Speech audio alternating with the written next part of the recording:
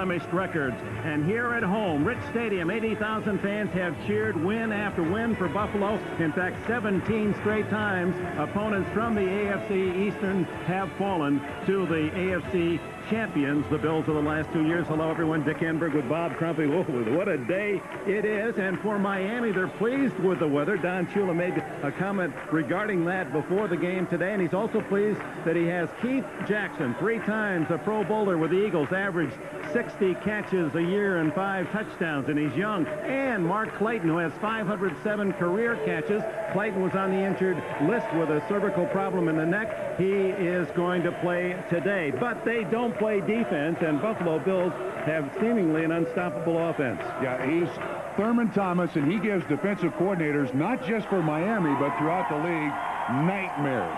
This guy is an extraordinary football player, no matter where they put him. I think one of the underrated parts of Thurman Thomas's game, Dick, is the way he runs patterns. He gets a lot of coverage on linebackers with all those safeties and corners. He handles it all. To this point, the Miami Dolphins have not figured out how to stop Thurman Thomas. Last year, 100 yards rushing, 100 yards receiving in one game. Tom Alibadati and his staff been staying up all week trying to figure out something else to try against Thurman Thomas. And we'll see Thomas, number 34, in the first series as the Bills have won the toss and will receive Pete Stoyanovich. We watched him yesterday with the wind at his back try some field goals from 67 yards, and he just missed. Hit a couple from about 62. The wind could be a factor. Brilliant sunshine, a crisp bite in the air here in early October, but at times those flags deceiving. It looks gentle enough now, but down on the field at times gusts up to 20 miles an hour. The Dolphins and the Bills, at this point, the top 2 teams in the AFC East. And Miami trying to prove that this is a much improved Don Shula team with an impressive showing here in Buffalo. Stoyanovich with Eddie Fuller and Kenneth Davis at the other end for Buffalo. That wind doing tricks, and it's Davis. Stopped just shy of the 20-yard line, and the Buffalo Bills take the field. The K-gun, operated by number 12, Jim Dangerous. Wolford, Richer, Hull, Parker, and Ballard, an offensive line that everyone around the league raves about. They've worked so well together. Thomas and Gardner in the backfield. We won't see much of Gardner. It'll be Thomas the man. Lofton and Reed, the wide receivers, and Steve Tasker will join them. Beebe with a hamstring probably won't play today, and Pete Metzelaars is the tight end. Kelly out of that no huddle. He starts with Thomas lined up directly behind him. And the give to Thurman Thomas, trying to get outside. And finally knocked out of bounds at the 28-yard line. John, make that the 23, John Offerdahl. Traversing to make the stop. Offerdahl and the Miami defense reading this way, and we'll go through it quickly with that no huddle of Buffalo. Turner, Klein, Bile, Cross, Coleman, Griggs, Offerdahl, and Cox. The 3-4 alignment, but we'll see adjustments. And Kelly goes right to work. Underneath to the tight end Metzelaars for 5 yards. It'll be 3rd down and 3 out at the 27-yard line. Dwight Collier, a rookie from North Carolina, number 50, in on that play. The gain of 4 to be 3rd and 4. So Shula able to get a couple of men off the field. And Kelly quickly with that huddle with his wide receivers, and then the play call at the line of scrimmage. Thomas has the first down as he crosses the 30. Dick, one of the most difficult things about this Buffalo offense is without substitution, Marv Levy and the offense can change dramatically. This first series, they've used Harwell Gardner as an extra tight end. So you see a lone back, but Metzelaars and Gardner up on the line of scrimmage.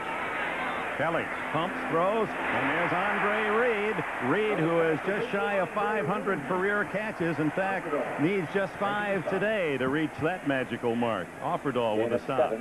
Gain of 7, 2nd down and 3. Reed, who had a career-high yardage game last week against New England. Dick, I also noticed a little difference here in the Miami defense. Gardner, a rare call for the big fullback, and he blasts to the 44-yard line, first down. Brian Cox made the stop. We don't have time to show it here, but it looks like Miami is going with just 2 defensive linemen. They have a nose tackle and a defensive end, Klingbeil and Cross, and then they have 4 linebackers. Now here's the change late. They bring in an extra defensive lineman, Turner, and an extra linebacker, so they're switching back and forth defensively.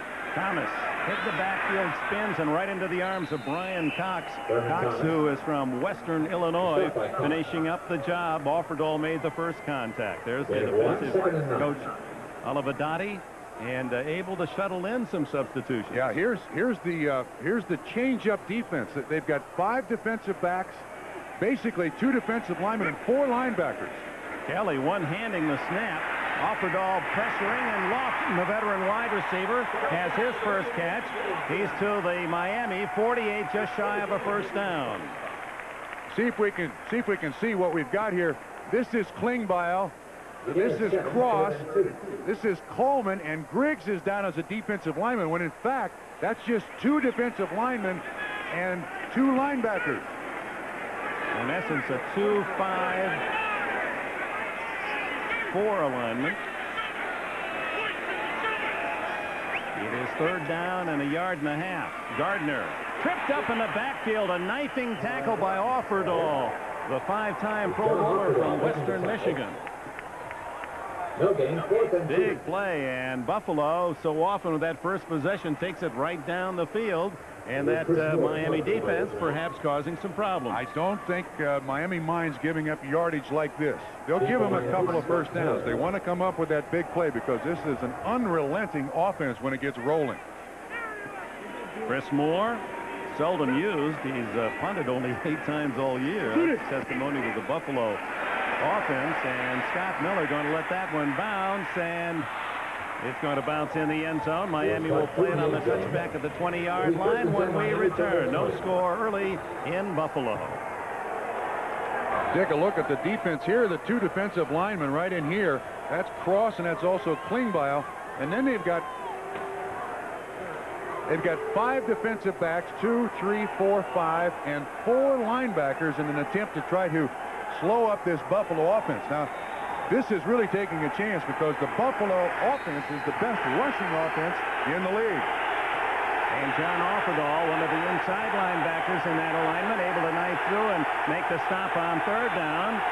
The bend-don't-break philosophy of Miami holding Buffalo in the first series, and now it's Marino with a noise handing off to Higgs, and we get a flag on the first Miami possession. And it looked to be a motion penalty. And it may be against Farrell Edmonds, the tight end. This has not been a good week. Dale Hamer. Full start. Left tackle. Richmond Webb. Not. Here's the Dolphin offense with Keith Jackson on the sidelines. Richmond Webb, the young Pro Bowler, with Sims, Ulenek, Galbraith, and Dellenbach on the front 5. Higgs is the running back with Tony Page. Page has become a top pass receiver, and the great blocker he is. Duper and Clayton. Clayton returns. Edmonds is the tall tight end, and when they go to the 3 wide, we'll see Humphrey and we'll see Keith Jackson along with Tony Martin. Tony Page out to the 30, nearly 15 on the play. Shane Conlon, the tackler, is Page, who leads Miami in catches, has his 15th of this young season. He's the new secret weapon. I mean, they haven't historically thrown the ball to their tight end. You see an excellent move by Page, 49, on Shane Conlon, 58. I think this is a payoff for the way that Tony Page blocks. I mean, I got to give him something down the field. You look at the films of Miami and you watch Page, and he can really destroy linebackers. A full 15 on the play, so first down for Marino and Miami. 4.5 minutes into the opening quarter, no score. Page, is he hit in the backfield as charging through was Bruce Smith. That was the kind of acceleration defensively you would expect from a linebacker, but it was Smith. He'll come around Richmond Webb. They run a game. Tally 56 goes inside. Smith goes outside, and he's there to make the tackle. Now, Higgs is a good cutback or bounce runner, something that I believe Walt Corey is building in the defense today, Dick. And he'll move Smith around, although he's lined up just inside Webb on this play. Second down and 12. Marino completes it to Clayton. Mark Clayton to the 40. Appears to have another first down. Nate Odoms rides him down. Clayton, who needs just 2 catches to tie Nat Moore's Miami record. This is one thing that is very dangerous to do against Dan Marino. He gets time. He's also has the presence to stand back there and allow that pattern to open. Now watch the move by Clayton. Inside, the spin move, back outside, delay outside, first down pickup. To the 41, a 13-yard play. Higgs. And the little guy from Owensboro, Kentucky, who played for the Wildcats at the University of Kentucky, has nearly 5. Smith and Talley in on the tackle. Higgs, who's only 5'7", but has tremendous thighs. He said, I've always had those all the way back to high school. He's got the legs of a man that you'd expect to be 225, 230. You know what shocked me about him? He just started wearing contact lenses when he came to the Miami Dolphins. He has very poor eyesight.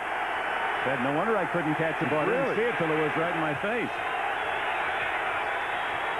On second down, Higgs hit in the backfield by Cornelius Bennett. Don't call me Corny. You can call me Biscuit Bennett. Boy, he runs right around the tight end. He runs right around Farrell Edmonds. Look at the speed of Cornelius Bennett on a running play, getting around the block, and catches the running back when he's running to his side. Remarkable effort by Cornelius Bennett. Bennett, a man who told us a couple of days ago that he almost quit football because of a severe shoulder injury a couple seasons ago. Shotgun, third down and 6. Man, was he drawn offside as Bruce Smith like a rocket into Keith Sims. Now, Sims weighs 310 pounds. Coach Smith, it was like pushing number 91 of the defense, 5-yard penalty, still third down. Jeff Wright is the man they ticket with the 5 yards, and that'll be up third and very short for Miami. With a penalty, 3rd and 1. This is a very good offensive line you are looking at there. The 2 youngest, 69 and 78, instant starters with the Miami Dolphins when they came in, which is very unusual for rookie offensive linemen. Keith Jackson is in for the first time as a Dolphin. Number 88, Jackson lined up on the right side. On 3rd and 1.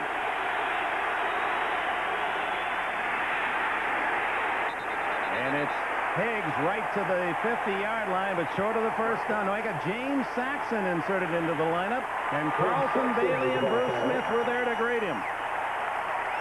Dick, that was a 3 tight end set. They run Beatty in motion number 84, and here is his first block. They try to run it on Jones, the outside, or the strong safety. That's an easy block for a tight end to make, but Bennett, 97, stuffed it right in the hole for no gain. Wait a minute. The offense is still out here on 4th and short. 4th and 1, and Shula has the offense still in there. Goodness. All right, he's going to take a timeout now. Wow. What a declaration by Don Shula. Miami, timeout. So Miami uses a timeout.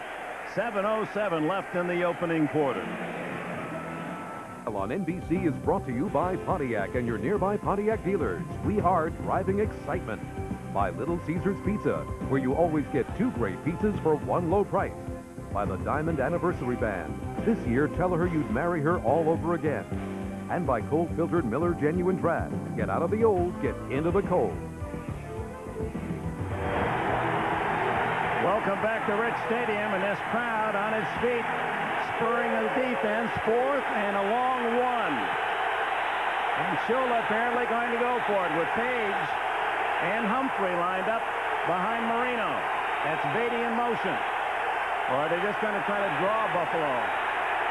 Yep, that's what they were going to do. Didn't work. 5-yard penalty.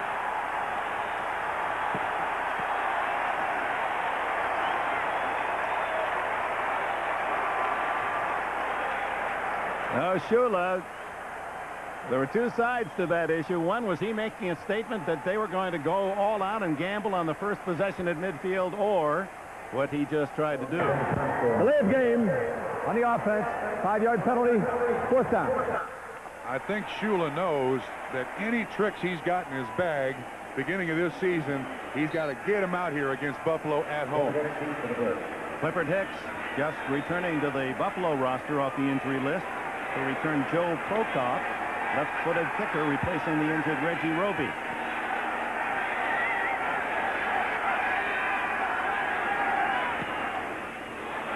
Dying spiral. Hicks way up to the 25 to field it on the run. And he's to the 37, breaking tackles all the way to the 47-yard line.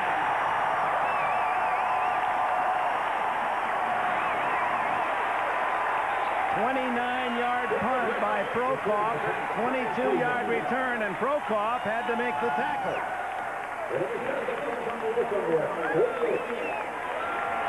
Clifford Hicks with the return. See what defense now Miami's going to start this second series with. See if we can pick it up. They've got Turner in there, 95 Turner, Klingbeil, and Cross, so they're going back to their base front. The other interesting part with that punt return, Bob Trumpy, had they gone for it, they'd only lost a couple of yards and failed. That's true. Buffalo takes over at midfield. Kelly to the 40 to James Lofton. That'll be a first down. Dick, I didn't mean to interrupt you there, but Miami's making a very late defensive substitution into this hybrid defense with 2 defensive linemen, Coleman on the outside with Griggs on the outside, and 5 defensive backs. It's not worked. Both wide receivers to the left. And that's where Kelly looks to go. To Reed, another 10, 11 yards, first down. Ryan Cox and Vesky Jackson with a tackle. When you talk to Miami coaches, when they dissect film, look at Miami, Ali Badati admits that Buffalo looks for mismatches, and he says Kelly can find the mismatch, and they're very patient offense, even though it's a hurry up. Hand off to Thomas. Breaking a couple of tackles.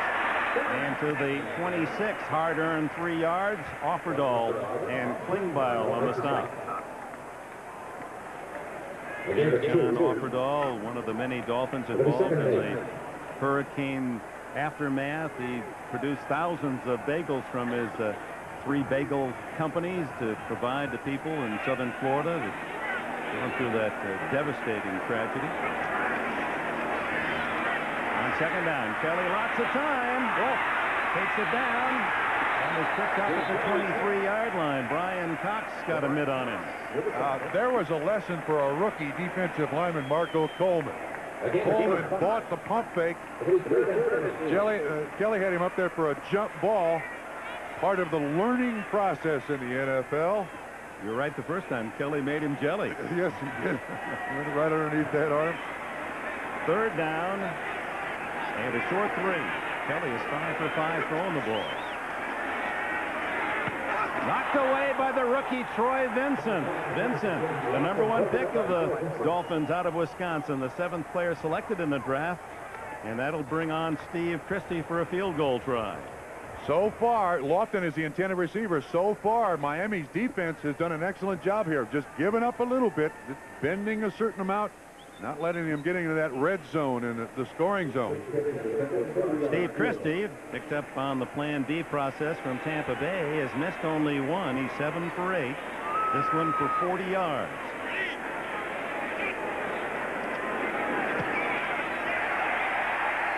And the Bills lead 3-0.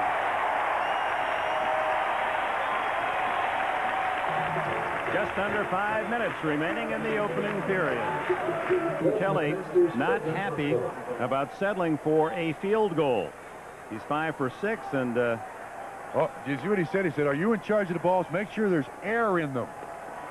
He threw that ball away. Maybe he wants a Pete Rozelle ball, Dick. I'm not sure. Now with Jim Schaffner, who replaced Ted Marchibroda as the offensive coordinator, and in many ways the loss of Marchibroda, which was rued by some here in Buffalo as he went to the Colts as their head man, and bringing in Schaffner has only added to that K-gun attack. Schaffner with other wrinkles that have made it all the more difficult to stop Buffalo. James Williams starts out, and he'll have to go with it now, and gets to the 20 and more. with the hesitation out to the 23-yard line. Well, next Saturday on NBC Sports World, Belmont Park hosts the Breeders' Cup preview. 1991 Kentucky Derby winner Strike the Gold. 1992 Belmont Stakes winner AP Indy. Just two of the many horses that will be running in this final tune-up before racing's championship day, the Breeders' Cup. That'll be coming up, of course, later this month on NBC. But next weekend, Belmont Park Breeders' Cup preview at 4:30 Eastern Time. There you see Jim Kelly going to Frank Wright, who is the #1 guy he listens to on the sideline, Dick. Hand signals. Keith Jackson is in at tight end. Duper and Clayton to the left. And they dump it off to Bobby Humphrey. The former Bronco gets a block, and he's out to the 40-yard line. A pickup of about 18 yards. Cornelius Bennett chased him down. Again, a great read by Dan Marino in that quick release. He sees the blitz coming. You also see Hansen in his face with a little pressure. Marino finds the right receiver. Bennett makes the tackle. And Keith Jackson was helping block on Carlton Bailey as Bruce Smith right on the heels of Marino. First down Miami at the 40. 3-0 Buffalo first quarter. Humphrey straight ahead to the 42-yard line. Jeff Wright, the nose tackle with the stop. Keith Willis is in the lineup for Phil Hansen for the Buffalo Bills. Willis, the new acquisition, picked up on waivers, formerly with the Steelers, and then the Washington Redskins took him on Plan B this year and released him, and now a member of this Buffalo defense, replacing in essence Leon Sears. Still a great pass rusher, Keith Willis is. Again, audible.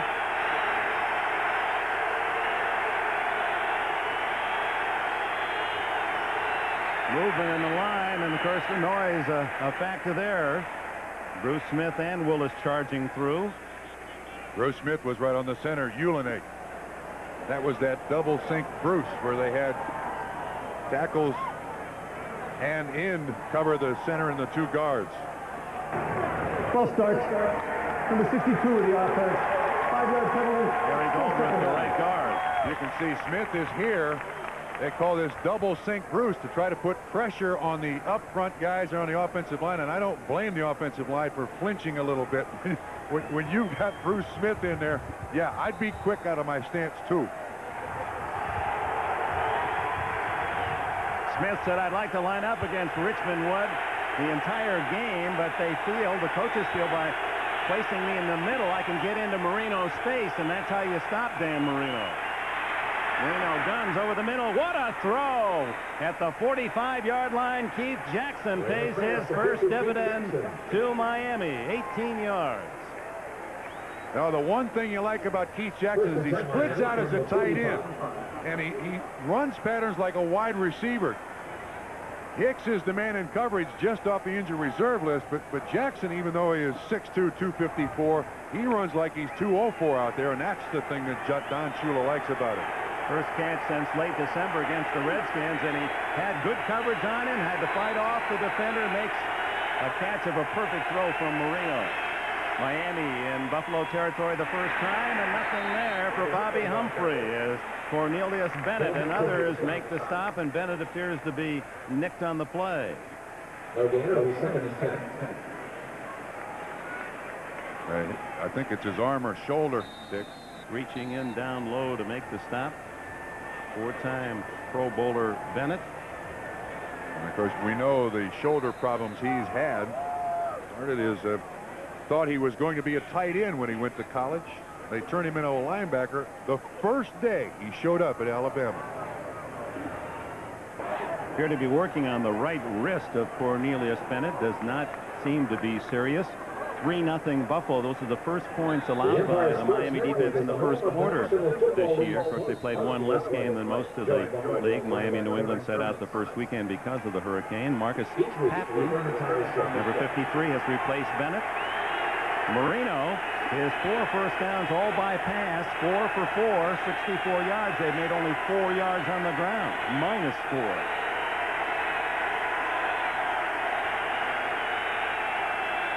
On 2nd and 10. A underneath to Clayton. A good spin move by the clever receiver from Louisville, and he has a first down at the 32-yard line. Nate Odoms gets him out of bounds. One of the things the Buffalo Bills wanted to do is pressure Marino up the middle. Again, you see Bruce Smith just offset from the center, Ulenig. And actually, the Miami Dolphin offensive line does an excellent job of giving Marino enough time. Dick, this package here, this group that Miami's put on the field with Humphrey in the backfield and Jackson at tight end, obviously their best drive so far today. And another pass from Marino is 5 for 5. And Clayton is just one catch away from Matt Moore's all-time Miami record. 510.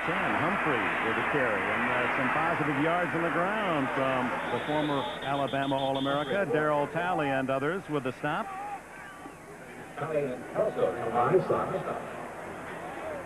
Bobby Humphrey acquired from the Broncos for Sammy Smith in a 1-for-1. Sat out most of last year in the doghouse of Dan Reeves after reporting very late in a dispute. And missed the plane this week to Buffalo, so he's in another doghouse, which is generally a pretty good incentive to play well on Sunday. He might be running faster today. He's lighter. Yes, he is. In the wallet.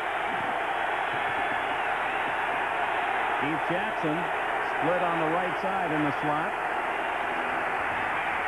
And wide open is Humphrey.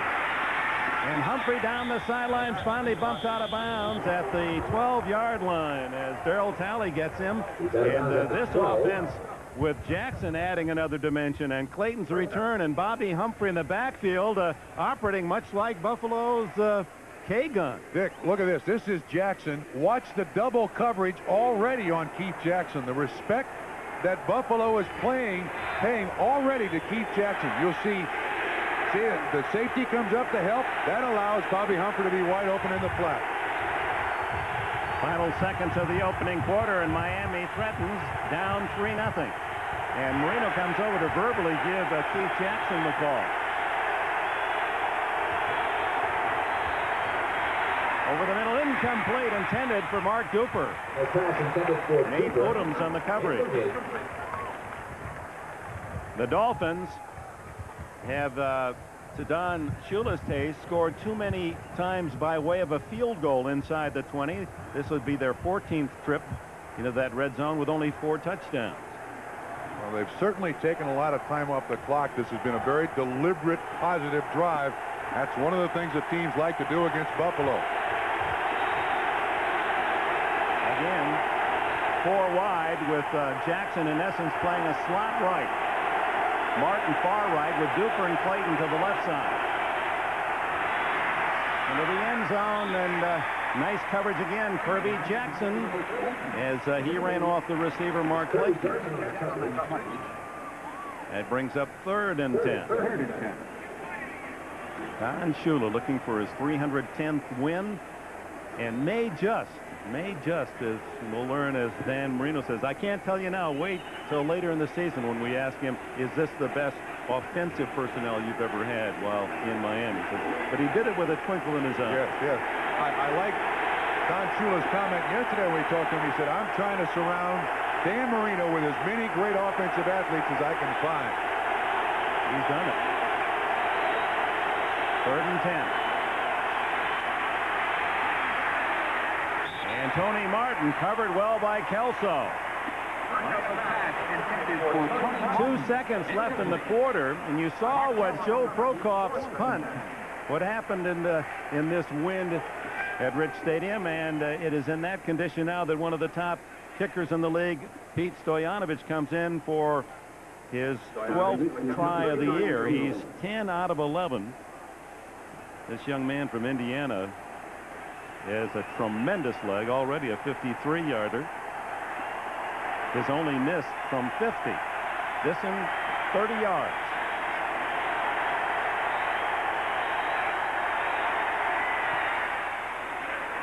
And we have a tie game at the end of the first period here at Rich Stadium in Orchard Park, New York. It's the Buffalo Bills 3 and the Miami Dolphins 3. Last play, 3rd and 10. Here's the primary receiver. The ball goes to this guy down here. Excellent coverage by Kirby Jackson. makes Dan Marino throw the ball into the end zone, incomplete. You can see the coverage there. Does an outstanding job. He finally just throws it away down in the end zone. It did look like Martin gave up on the pattern a little bit there, but he's an outlet. In communication between Keith Jackson and Dan Marino. Gary Stevens, quarterback coach there with a headset on. Jackson, you could just see, he said, I don't even want to answer any questions because my mind is so full of new business. I'm trying to keep it all straight. Don't even suggest a play with any number or name on it. He said, I'm just prepared for one game, this game. I'll worry about the rest of the season on Monday. Stojanovic blasts that one out of the end zone, and Buffalo will start from the 20-yard line. Well, let's look at the menu for next week. It's an NBC doubleheader weekend starting at 12:30 with NFL Live. Seattle, Dallas, and Pittsburgh, Cleveland. That's an old rivalry renewed. The early games, Buffalo and the Raiders, will be with the Bills and the Raiders out at the Coliseum. Houston, Cincinnati, and the Jets, Indianapolis. That's next Sunday on NBC. Well, the Bills saw Miami control the ball almost 5 minutes on that last drive that covered 66 yards before the 30-yard field goal by Stojanovic.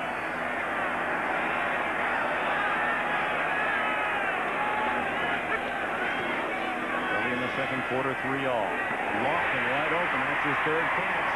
He goes for 16 more yards before Offerdahl and Vincent can make the stop. The veteran James Lofton, more career receiving yards than anyone in the history of the game. Certainly the rookie Troy Vincent going to give a lot of room to the veteran James Lofton.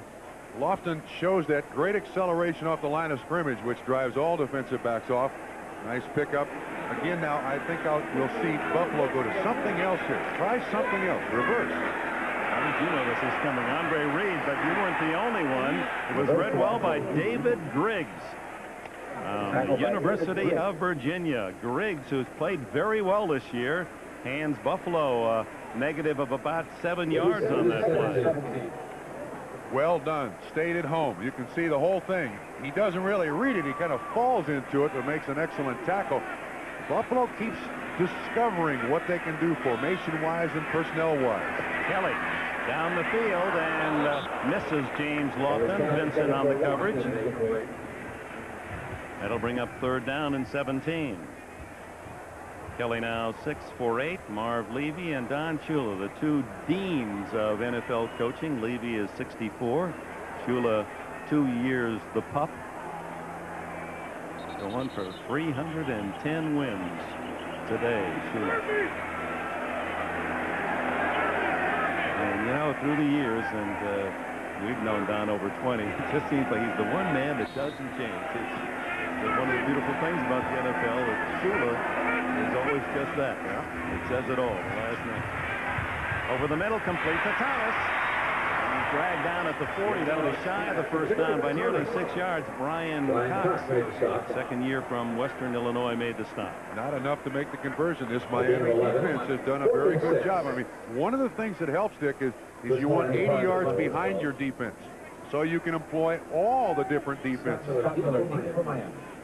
Scott Miller will drift back for Miami, anticipating the punt from Chris Moore. Just to get Buffalo to punt is a moral victory. Dying kick. Miller fair catch. 22-yard line. And with that, a timeout with 13-11 left in the opening half. Two unbeaten teams in the AFC are even. That picture would belie the crispness of that wind out of the north today. I know you love the cold. Yes, I do. Bob, but those of us who have had the blood thin in Southern California notice the difference. This is real football weather. There's no medication for that thin Southern California blood, is there? 3 sweaters, a sport coat, maybe an overcoat. It still doesn't help. And you look like those Buffalo cheerleaders with that bare midriff. Summer. You saw the time of possession, and of course that's a key to the overall plan for Don Shula to try to keep the ball away from Kelly and that powerful Bills offense. And Shula and his team go to work just outside the 22-yard line. And you were talking about Don Shula earlier, now in charge of just about every aspect of the Miami Dolphins football team. He makes trades. He does it all.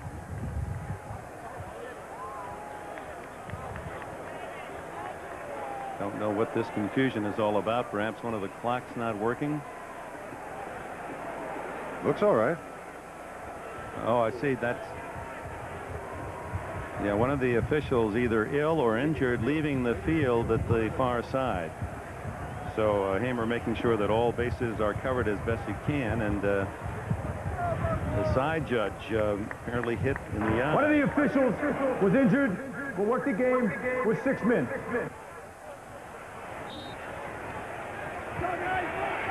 Don Wedge, a veteran official, actually a couple of decades in the league, is the man who left the field.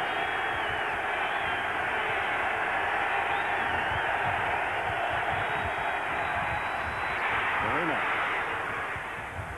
Incomplete, and no flag on the play as Cooper well covered by James Williams. Well, you know, the defensive line of the Buffalo Bills, they've gotten close, but they have not really disrupted Dan Marino throwing the ball. Play action fake. The tally comes on the blitz. Smith is there, but I mean, that still gives Dan Marino enough time to throw. The wince was not from Payne so much as from no call from the official. He wanted that yellow flag. So after going 6 for 6, Marino has missed on the last 4 attempts. Over the middle to the big tight end Jackson at the 35-yard line, and a flag thrown from deep downfield. Sometimes that tight end guilty of using the hands. Nope, it's against the Bills for holding. 12 yards and a first down. Buffalo has discovered one of the big problems of trying to cover Keith Jackson with a linebacker. It will. Holding. Number 54 of the defense. Penalty is declined. First down. It will not work. You can't cover Keith Jackson with a linebacker. You see he gets a good release inside of Darryl Talley. Yeah, I'd say that's holding on the tight end. There's no question about that. First down out at the 35. As they took the play, and the 12-yard gain by Jackson, his second catch today. Marino through the hands of Duper at the Buffalo 48-yard line. Good coverage from James Williams. One of the things that teams are going to have to start doing now against the Miami Dolphins is hold him up at the line of scrimmage. You see Talley takes the fake outside. Jackson gets the release, but Shane Conlon stops him in his tracks. He's going to get a lot more attention from defenses. Tough to really, the average fan who hasn't played football, to appreciate what being in football shape in terms of contact really means. It means that Jackson probably won't walk real well the first 3 or 4 days next week, will he? He'll spend the week in the tub. Marino underneath, and what a throw to Page, and he has a first down, skidding to the 49 of Buffalo. Conlon with a tackle from behind, 14 yards for Tony Page. Now this is the other side from the tight end. You run the tight end on one side, you run the fullback on the other. Now that additional weapon of Keith Jackson has spread out the Buffalo defense, and Page again catching the ball cleanly right underneath Shane Conlon. The total package, TP, Tony Page. He likes the idea of being able to catch a ball early in his career. He was never noted for even having the opportunity with the Jets and the Lions. On first down, it's a 3-3 tie, and Higgs to the 46-yard line, a 3-yard gain. Bennett, the tackler. In 4, second and 6. 11:43 remaining in the first half. Field goals the story thus far. Stojanovic 30 yards for Miami to tie Buffalo. They got a 40-yarder from Christie. But Miami, I guess the story to this point is the fact they've been able to move the ball, pick up first downs, keep it away from Kelly and the Buffalo offense. Good patience by Miami. And second down and a long 6. Oh my, Carlton Bailey and Jeff Wright were there as soon as Higgs got the handoff. I can certainly understand why one of them gets in there, but two of them shouldn't. Here he sits right here. The nose tackle goes this way. You can see him get in there in a hurry. Looks like Bailey could almost take the handoff, run the other way. That's almost a jailbreak. Yeah. Higgs is very lucky to hang on to that football. 5 carries, 1 yard total for Mark Higgs. 3rd down and 10 for Marino.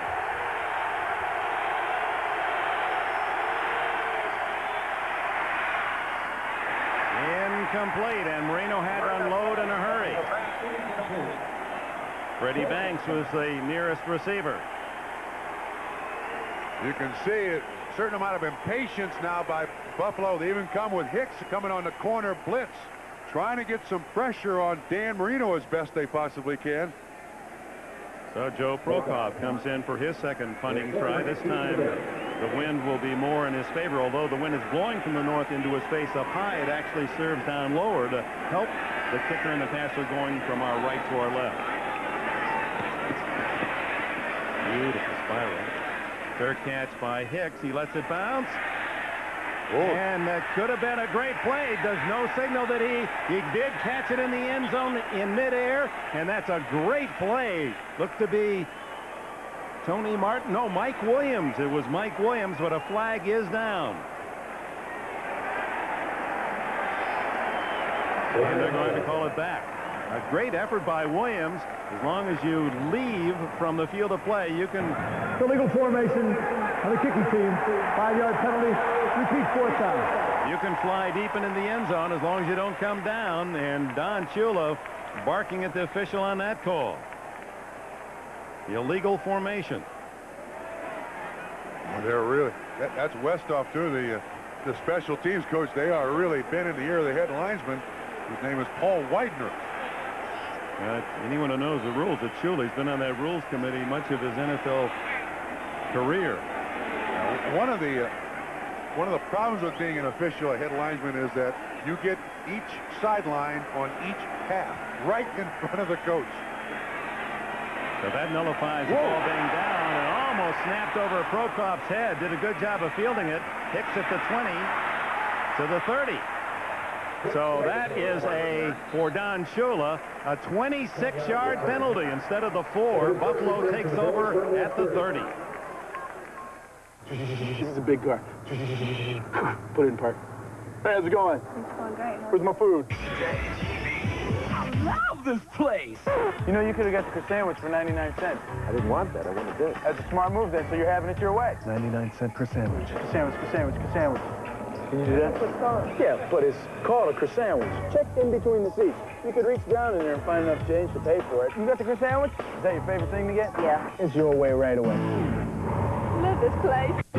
Get in line, stay in step, or maybe you'd rather go your own way, in which case, check out the all-new 93 626 ES from the new Mazda, the company that's put a twist on everything from luxury cars to roadsters.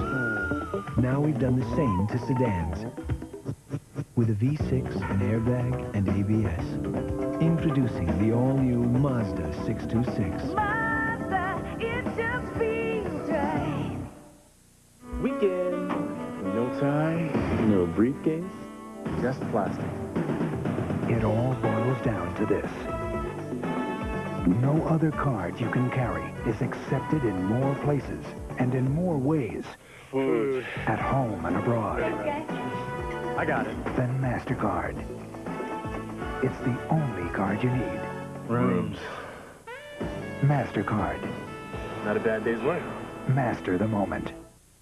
The NFL on NBC is brought to you by Burger King, where you can get it your way right away at Burger King now.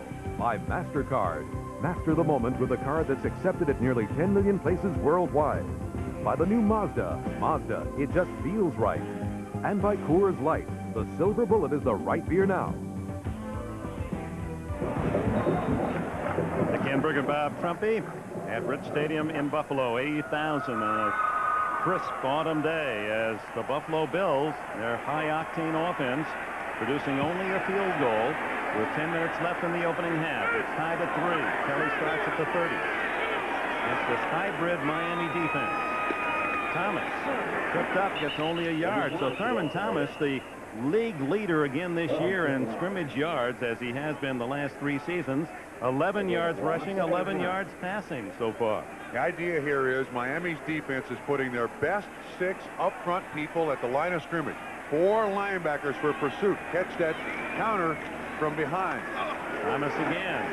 And he's smothered after another yard, maybe 2, so it'll be 3rd down and about 7. J.B. Brown helping out from the corner. Bears with a couple of field goals against Minnesota. New Orleans, Morton Anderson, a long one. The only score against Detroit. Tampa Bay trying to go 4-1. Touchdown lead against Indianapolis. This is dangerous for Miami. This is what Ali Wadati, the defensive coordinator, does not like. 3rd and 7 for Kelly. Hit as he throws, and it's intercepted. Louis Oliver at the 40, and Oliver to the 38-yard line, tackled by Will Wolford. So the first turnover goes against Marv Levy as Louis Oliver catches that dying quail as Kelly hit just as he released the ball.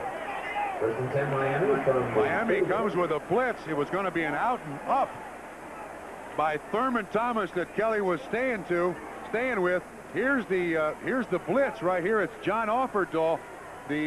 So far this defense has done an excellent job. They get just enough pressure on him that he can't follow through on this. The ball is up for grabs, and Oliver comes away with it. So Offerdahl's pressure leads to the interception. Marino from his own 38. Flags down, and so is the quarterback of the Dolphins. Jeff Wright was there first, and Cornelius Bennett with an assist. Dick, first, let's go back to the interception to see exactly what happened. The pattern run is an out and up by Thurman Thomas. Kelly tries to stay with it, showing a little bit of impatience. The Miami defense has done a good job here of slowing up the Buffalo offense. He tries for the big play, and he throws the interception. Oliver. Still first down. So offsetting fouls, first down it remains, and that's a break for the Dolphins. Louis Oliver with a interception, his first this year, led Miami, or shared the lead the last 3 seasons in interceptions. And Jim Kelly not happy about the way things have progressed here in the first half at home, where pretty well he's had all he can eat. Yeah. Buffalo now defensively, 6 defensive backs, 4 defensive linemen, 1 linebacker. 8:40 left in the opening half, 3-3 tie. Bobby Humphrey as a hole.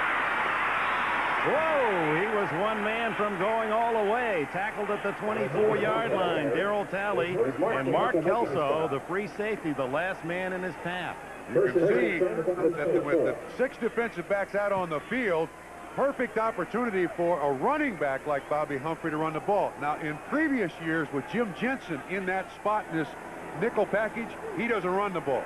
That's the additional value of Bobby Humphrey in that spot for the Miami Dolphins. After a couple 1,000-yard seasons in Denver, his rookie and second year, sat out most of last year, but gradually working himself into a very prominent role in this Miami offense. Now out of the Miami version of the run and shoot, or the shotgun. Marino to Jackson. Did he spear that one? And it is a touchdown. Oh, my. You saw in one package Keith Jackson and why he's all-pro material. He stabs that bullet from Marino and then runs through the defense. And when that man smiles, the jaw smiles. It's like a holiday for Don Shula. Keith Jackson, a first major return. His 3rd catch is for a touchdown, 24 yards. Don Shula and Dan Marino both made the point to us yesterday that Keith Jackson understands and reads defenses very well. Try for point by Stoyanovich, and it's 10-3. And as Jackson told us yesterday, with Marino, you don't look for the quarterback. You better look for the ball because it gets there right now. Why can't van doors swing open instead of slide? Why do minivans handle like trucks? Why can't they feel more like a car? This is what the engineers at Mazda wondered when they designed the MPV. Because when you ask better questions, you tend to come up with better answers. Why does your door do that? The MPV from the new Mazda. It just feels right. A noble warrior advised, the art of protection springs from within.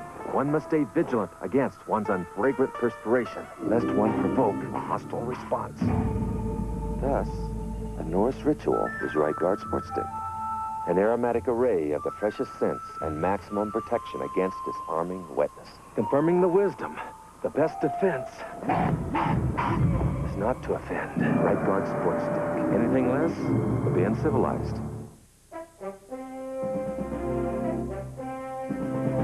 Only Delta gives you more flights from over here to over there. Only Delta flies you non-stop to more cities from over here to over there. In fact, only Delta flies you non-stop to more cities in Europe than all these airlines combined. Delta, we love to fly, and it shows the world over. Tonight, a streetwise agent's life is in jeopardy. Kidnapping of federal agents about as ugly as it can get. Based on the actual case. Where is she An now? all-new Secret Service. Then, you'll eyewitness the climax of a dangerous manhunt and feel the heat of danger in a Hellfighter Spectacular Video Diary. An all-new eyewitness video after Secret Service NBC tonight. Whether your business is small, medium, or large. Pyrotechnics from Miami, Marino to Jackson. Jackson runs the crossing pattern. Marino comes out of the backfield. I'm not so sure that that ball wasn't intended for Mark Clayton. Jackson makes a heck of an athletic move to make the reception. That's a question I'd ask Don Shula and Dan Marino. Who was the primary receiver there? Jackson said, "It's mine now." His first touchdown as a Dolphin as they convert the interception into 7 points. And 10-3 Miami leads for the first time today with 7:39 left in the half. Eddie Fuller, Kenneth Davis at the other end as Stojanovic has it teed up. Last time he kicked it right out of the end zone. Be tough to return that. And Buffalo will start at the 20-yard line as we go back to the touchdown. Okay, here's Jackson. Good coverage, and he has to try to break the pattern. I'm not really sure. When Marino is flushed out of the pocket, it's very hard to tell, but you see Jackson go behind the linebacker. Clayton puts his hands up, but what a athletic move by Keith Jackson. Boy, you don't coach that. But that's an all-pro play in his first game as a Miami Dolphin. Yes, he's paid back part of that big check already. And with that, the hope, you just feel the Southern Florida's hopes rising when they saw that play. If ever you needed evidence of why he was the treasure in that free agent pickup of that small group of players, Keith Jackson has just offered full evidence. There was a pointed moment, too, on the sideline. Farrell Edmonds went over and congratulated him on the catch. Now Kelly and Buffalo on 2nd and 5. First down across the 30. Vesty Jackson.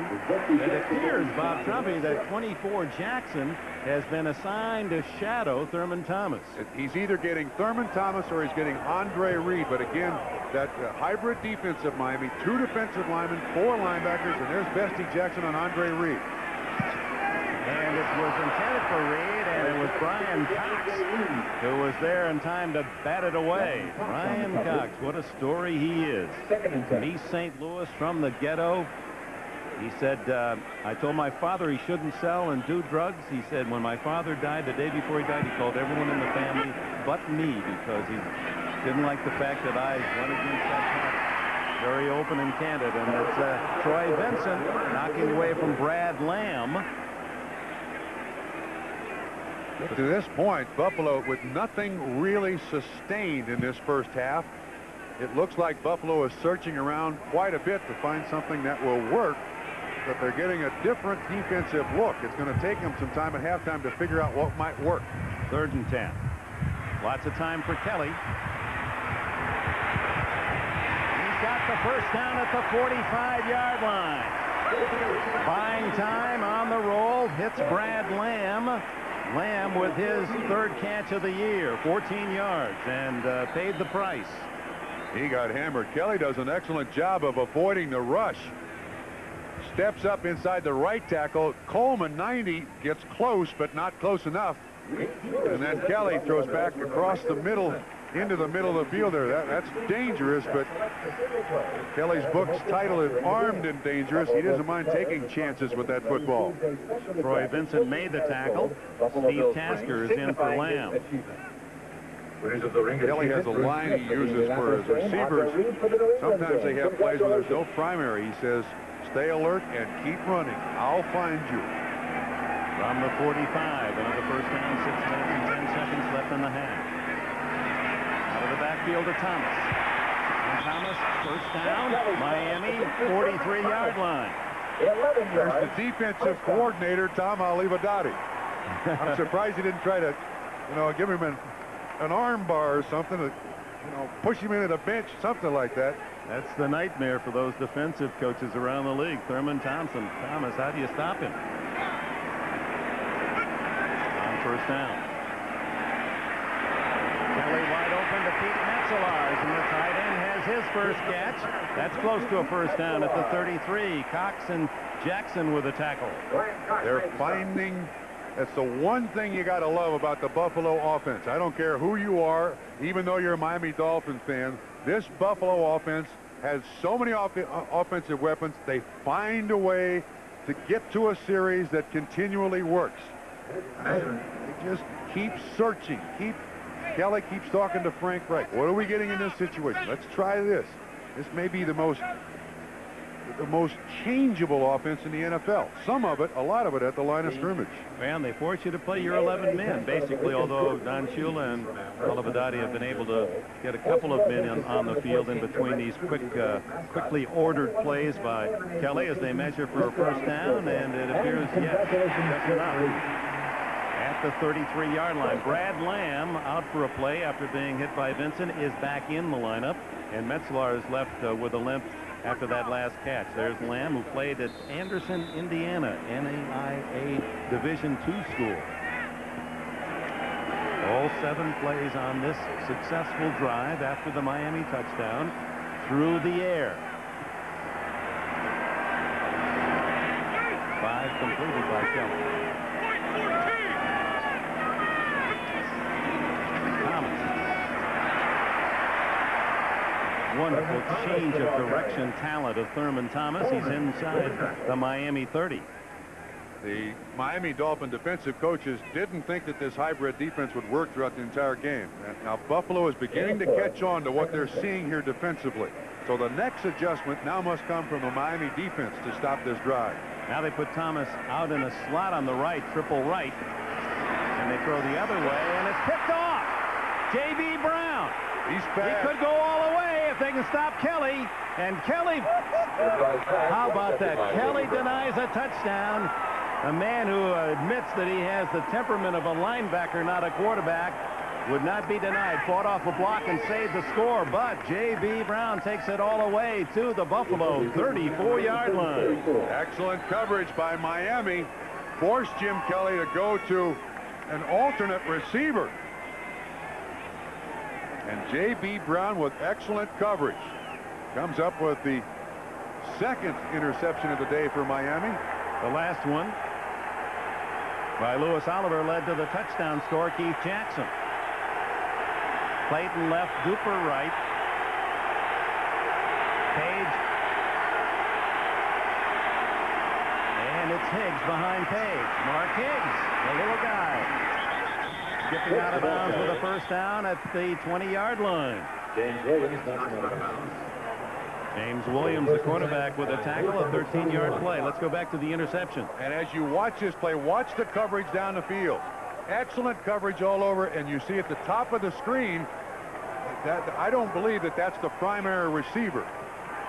J.B. Brown does an excellent job of getting in front of the receiver. It was intended for Brad Lamb, and Kelly does get him to the sideline. It was a 40-yard return. They marked the ball at the 21. First down, Miami. with 4 minutes, 6 seconds left in the half. 10-3 Dolphins. Higgs again, inside handoff, has about 5 yards. Jeff Wright, the nose tackle from Central Missouri State, with a piece of the action, along with Carlton Bailey. He played at North Carolina. Well, let's give credit to this Miami Dolphin offensive line. They have done an outstanding job against a very stout defensive line and linebackers here at Buffalo in their home park. These guys have not been intimidated. They've done an excellent job of just changing up enough to slow up the pass rush of Buffalo. Now, Buffalo had a slow half at New England last week. It's a team averaging 38 points a game. Marino underneath to Clayton. Clayton inside the 10-yard line. It's first and goal, Miami. And with that catch, Mark Clayton has tied Nat Moore for the all-time career catch lead in Dolphin history. 510 coming up. They call this an option route. Basically, the offense allows the receiver to make the cut he wants. The quarterback and the receiver read the defender, and if they're on the same page, the completion is made. Clayton still with great quickness and 3 mighty fine receivers right there.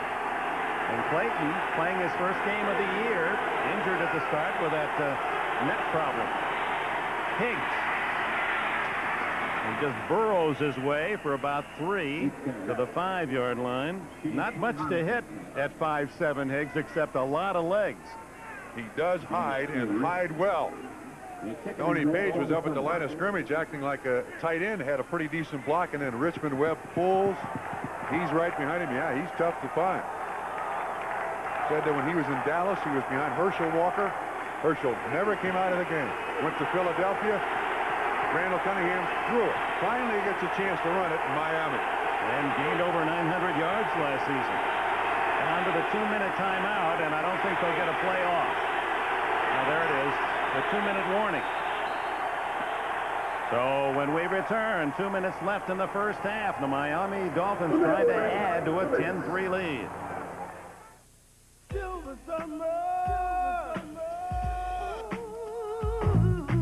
Silver time, silver line girl in the silver suit look so fine. Look so fine. Silver bottom, silver top, silver fish, silver wish come from here, right from here. Ooh, and it tastes so good. Cool light is alright here now. Cool light is alright here now. Rust. What it can do to the outside of your car, weak, neglected antifreeze can do to the inside. You need the tough anti-corrosion formula of Prestone. Use fresh Prestone every year to give your radiator and cooling systems heavy-duty rust and corrosion protection. No matter what happens to the outside, Prestone protects the inside. Prestone stops the rust that stops your car. While the fluid styling of the Mazda 929 may be timeless, this generous offer from Mazda is considerably shorter. Now you can lease the 929, complete with dual airbags, anti-lock brakes, and European leather, for just $349 per month. So see your Mazda dealer today. Like all good things, this offer must soon come to an end. The Bills. With the NFL's top offense, Kelly and company have their sights set on a third straight AFC championship. The Raiders. Their trouncing by the Bills in the championship game 2 years ago still has the silver and black seeing red. Now they clash again. An NBC football doubleheader next Sunday. Back in Buffalo, stay tuned at halftime. The Domino's Pizza halftime report. O.J. Simpson will just take him right out of that picture with Bob and Coach Bill and Will. He'll be down on the sidelines with the report, and we'll also have a special tribute to our close friend Bill Walsh after that sensational upset at Notre Dame yesterday. Meanwhile, upset on the minds of Buffalo because Miami is trying to engineer just that, leading 10-3. It's second and goal at the 5 in the final 2 minutes of the half. Touchdown! And into a crowd with Tally surrounding Tony Page.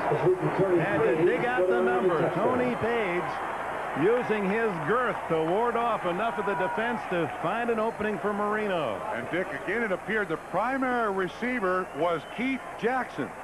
Page is on. He runs the circle. The tight end runs the other pattern. Well, a great job by Marino avoiding Shane Conlon. There's Jackson, 88, standing in the end zone. Tony Page, 6 points. Now the try for point by Stojanovic. 2 pass interceptions, 14 points for Miami. And this is a score that will stun crowds around the NFL. 1:55 left in the first half, 17-3 as you watch Keith Jackson setting up in territorial, much like a center, getting room in the post in basketball. Meanwhile, Page has the touchdown. Books and the Hall of Fame by leading the NFL in passing 6 times. A true legend of the game. Take one and action. Hey, what's the best thing about breakfast at McDonald's? Coffee. Pour out a cup, it's steaming, it's dark and rich. I pour it personally. Coffee fresh? Fresh brewed. Fantastic cup of coffee. So what's the secret? Arabica. Oh, what's an Arabica? Arabica beans. Oh, the beans. And what else? It's always fresh. It just tastes good. And they like to come in and talk with each other, and just like the small coffee shop long ago. How much a coffee refill? They're free. What you want is what you get. It's guaranteed. What's up? Yeah. Oh, I believe you on the sideline does not like what he sees. Miami has pretty much pushed his defense around the field. The 2 turnovers have produced points. This is not the way Buffalo has in the last 2 or 3 years played at home at all. Well, this is running true to the hopes and the game plan of Don Shuley that we must force some turnovers and take advantage, and almost as if he wrote the script. Prophetic. And now Buffalo on a very important series here at home. 1:55 left in the half. Plenty of time for the Buffalo offense to try to get a score, and not just a field goal. Down 17-3. 2 quick interceptions, 2 scores here in the second quarter for Shula. And meanwhile, as we anticipate Buffalo getting the ball, Thurman Thomas with only 18 yards rushing. Both Higgs and Humphrey have more, each with 22. Stojanovic. He doesn't give you much of a chance to return him, does he? Fuller will take the touchback. This next 80 yards, very important. Here is the touchdown. Here's Keith Jackson. Here is Tony Page running the circle route. It works perfectly. Marino has his choice. Tight end kind of clears out the area. Page right underneath. Touchdown reception counts. Injured Dolphin on that kickoff is Chris Green, number 42. Second-year defensive back from Illinois. In fact, he and Henry Jones, the starting safety for Buffalo, were teammates with the Illini at the corners. Frankly, I'm not surprised on those kickoffs and kickoffs returns. There's not somebody lying out there on the turf after every one of them. As close to mayhem as you can find in this sport. Thurman Thomas, we talked about him in the NFL Live segment. Again, in our opening today, Bob Trumpy, 18 yards rushing. He's got some more yardage catching, but has been held about as well as you can. Check this talent. Miami's defense. He has 4 catches, 34 yards. He's around 50 yards for the half, which isn't bad, but it's not up to his standards. You can see, too, that they're still trying to get him the ball. He's got 4 catches, 7 carries. They are trying to get Thurman Thomas into this offense. And I agree, this hybrid defense that Miami has used with the combination of man-to-man coverage, zone coverage. Tom Olivadotti and his staff got it together, and we're going to try this week, and so far it's slowed Buffalo down. Well, they used to call Bob Trumpy the king of the beach out there at Glendale Junior College, but not anymore. Karch Karai next Saturday on NBC. The world's best volleyball player defends that title, king of the beach, against a strong field. Given the grueling round-robin tournament structure, does promise to be no day at the beach for these volleyball stars. That's next Saturday at 3:30 on NBC. Karch Karai may be the most extraordinary athlete I have ever met. He'd have been a star in almost any sport he would have selected. Absolutely. Keith Erickson, as Chris Green helped off the field. Keith Erickson, the great basketball star with UCLA and then later in the pros with the Lakers. They said the same thing about he was an All-America volleyball player, and they said if he wanted to play baseball, he'd have been a great shortstop. I had the feeling they even look a little like Karai is that kind of talent. His standing jump is extraordinary. We'll give you a report on Christine as soon as we receive it. Kelly down the middle. Knocked away. Reaching in was Vesty Jackson. He's that extra defensive back that Olivadotti has used primarily to shadow Thomas, but then to help out as he does here. You see, that's double coverage. It's Oliver on the inside, Vesty Jackson on the outside. Excellent execution of a defense that's been very well designed in this first half. Incomplete, intended for Reed at the 28-yard line. This time it was Jackson again. Miami was worried, the fans were worried that Louis Oliver was going to be matched up on Andre Reed, and Reed has had some big games. But this fifth defensive back that the Buffalo Bills are looking at really causing some problems for Buffalo and Jim Kelly. Boy, this is about as quiet as you'll ever hear it at Rich Stadium. That'll bring them out of their seats as Andre Reed, a long strike to the 48-yard line. Louis Oliver, the tackler, 28 yards on that play. Looked like J.B. Brown. They were trying to combo coverage once again. Reed is the slot receiver straight down the field. Oliver from the inside, J.B. Brown from the outside. Now, this Miami defense is going to be kind of in a prevent mode with 1:37 to go in the half, but that's what Buffalo is hoping. Timeout taken by the Bills to stop the clock at the 1:37 mark. Reed is third catch today, his 498th. He's the all-time pass catcher in Buffalo history, and this is only his 8th season out of Kutztown, Pennsylvania. With 1:37 to go in the second half, you can see the umbrella coverage here by the deep backs. You'll see the linebackers dropping coverage, and Reed just runs right down the seam. Time for Kelly, well found. He finds him, and Reed has the guts to stand in there and make that catch. I mean, it's hard to find receivers knowing they're about to get hammered to go up for that football. Reed is one tough receiver in this league. And does anyone throw the ball better between those numbers than Kelly? Kelly's number one. This time he goes to the sideline. Reed! One-handed try. Vesty Jackson on the coverage.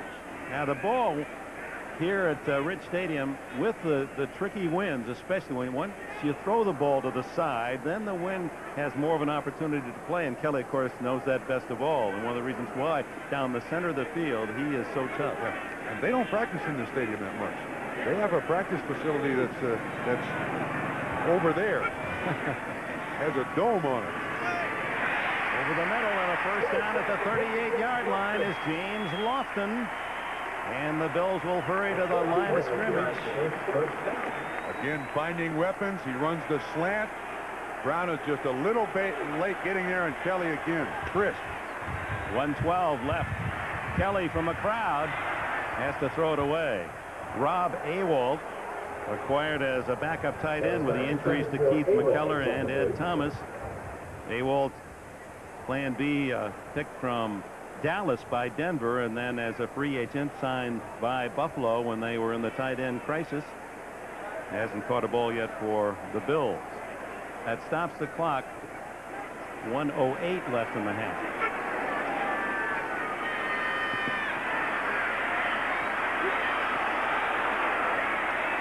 Thurman Thomas to the 16-yard line before Louis Oliver can make the tackle.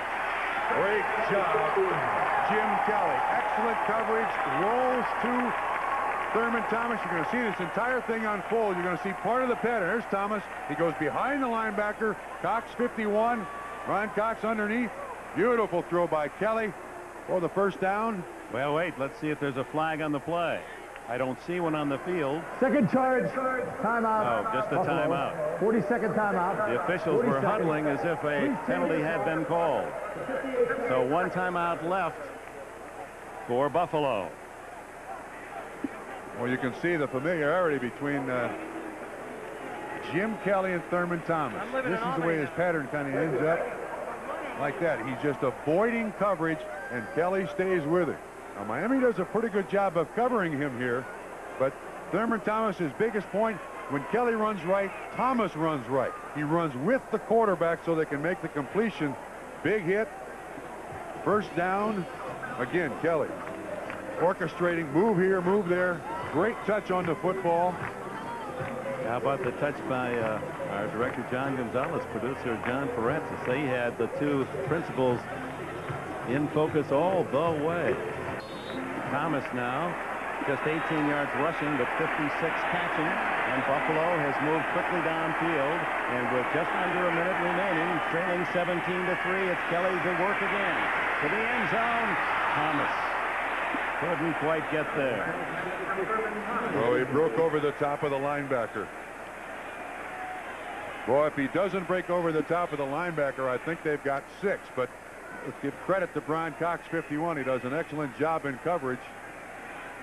He stays between the quarterback and the receiver, and Kelly's got to throw it over Thurman Thomas's head. 53 seconds left in the half. Still don't get to Kelly, and finally ball batted incomplete.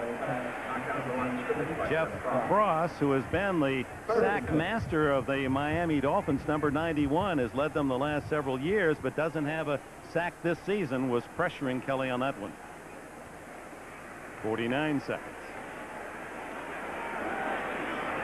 Buffalo still with one timeout left. This is the 10th play of their drive. Touchdown! Andre Reed.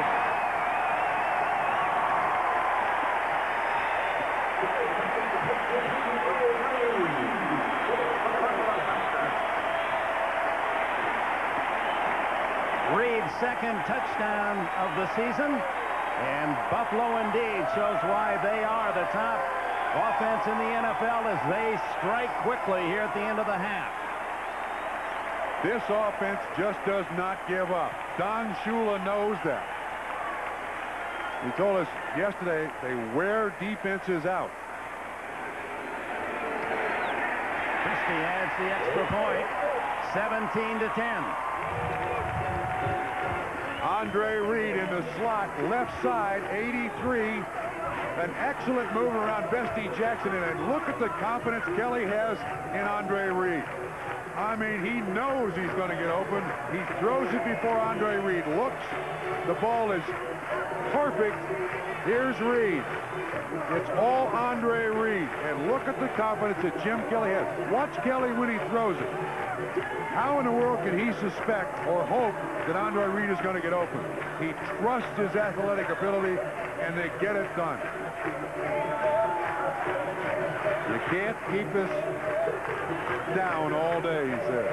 Andre Reed, who leads the NFL in yardage receiving coming into this game, has 62 yards today, 4 catches. It's been a very happy weekend for him. He announced his engagement on Friday night. Well, his bride-to-be wore about the biggest smile Buffalo will ever see. Andre was almost like a little guy said, well, don't tell too many. We'll only mention it once today. 80 yards and 10 plays. It took Kelly only a minute and 10 seconds. So with 45 seconds left in the half, it's Christie kicking to Williams and Craver. Williams. To the 24-yard line. Mark White made the tackle. Didn't take long. 70 seconds, 80 yards. And it's 17-10. Next Sunday, NBC Sports presents another NFL doubleheader. And we'll be telling you more about that, as well as reviewing all the scores and highlights. NFL Live, Domino's Pizza coming up at halftime. Bob and the gang with all the early games today. 39 seconds left in the half. You wonder if Shula, this deep in his own end, and a 7-point lead, would want to take any chances or whether they just run it out. But they bring Marino into the shotgun. And Marino, sliding away from trouble, is across the 30-yard line. Interesting to note that Keith Jackson not in this package. I think eventually, 4 or 5 weeks from now, I think Keith Jackson will be a part of this package. Loose defense by Buffalo. Time running out in the half. Safety valve pass underneath to Bobby Humphrey, who juggles and gains 5. Talley and Jackson there. And just that little episode is enough for Schull to say, wait a minute, let's not do anything foolish, but he does use his final timeout. And from the 35-yard line, a chance for a long desperation play. One Hail Mary. See if he brings in Keith Jackson in this situation. Nope. Right in front of him. One of the greatest centers in the history of the NFL, Dwight Stevenson. I mean, they just everyone who played with and against Dwight Stevenson, who was in his first year as an assistant line coach, say that they don't make them. Like Stevenson, who played at Alabama, was an all-pro almost every year as the center. And when he was injured, before his time should have come, it just changed that whole offensive line. Yeah. Miami dropped when Stevenson went down. And they also have added to this coaching staff one Joe Green. So there is a great deal of prestige on the sideline for these young Miami Dolphin football players to learn from. Stevenson, technically, as to the fundamentals and the use of the hands and movement, one of the best. And Joe Green was probably one of the most brutal players on the field, just with sheer power, and off the field was just like that guy in the soft drink commercial. Hey, kid, and throws him his jersey. Sweetheart. So they go with a flood formation to the right.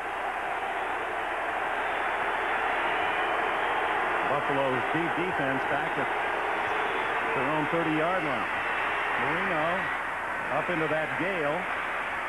And it is intercepted at the 35-yard line.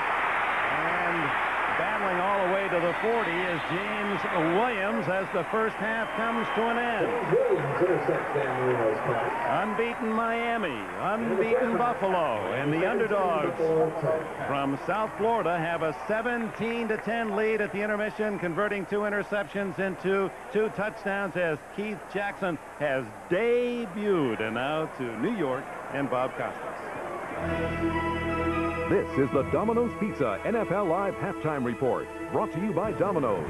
Nobody knows like Domino's how you like. Just what we want them. We're in the defense that we wanted. We just started playing a little soft. But Trumpy, if they don't start running on this defense, the Buffalo Bills could have some problems.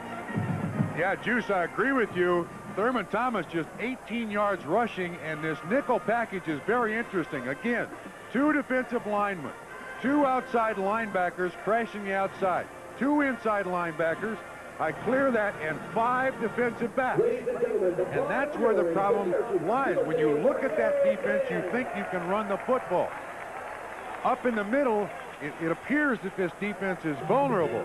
But I think now that they've had a half to go in, look at the Polaroid pictures, and get conversation from the coaches upstairs, now they can decide how they go at this defense. I think the next change here, Dick, has to come from Alibadati. They got to find another little change in their defense here to keep the confusion level of Buffalo up. So Don Shula's team with a 17-10 lead.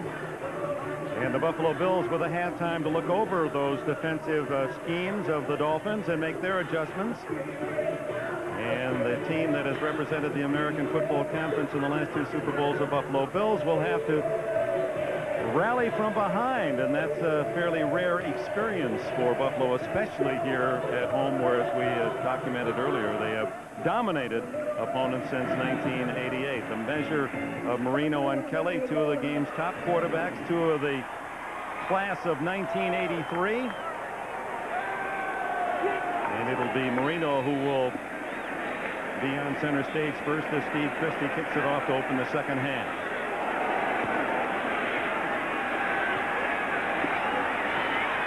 Goes to Aaron Craver, the second-year man from Fresno State, and he does not make it back to the 20-yard line. Good coverage by the Buffalo Bills. Marino on the field, and we'll check as he brings on this offense whether or not Don Shula is elected to go with Keith Jackson as part of this initial group. Jackson, in case you're just joining us, signing as a free agent. No, it's Farrell Edmonds who's not happy. He realizes that with the acquisition of Jackson that his role may be more limited. And Jackson produced a touchdown catch, and a brilliant one it was in the first half. Leading 17-10. Miami starts from just across the 17-yard line. And it's Higgs. And he does not get much more than a yard into the teeth of that Buffalo defense. Jeff Wright and Phil Hansen, the tacklers. No gain, 2nd and 10. Dick, the Buffalo offense struggling a little bit today against this hybrid Miami defense. Is up to the defense here at Buffalo now to gain control of this second half. No gain on first down.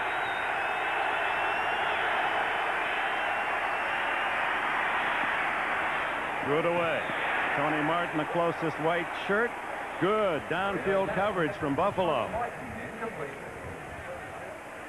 Well, you know, we came into this game, and O.J. Simpson had talked to Webb. The offensive line of Miami done an outstanding job on Bruce Smith. I mean, keeping that young man at the line of scrimmage is extraordinary. Miami's done a great job all day long.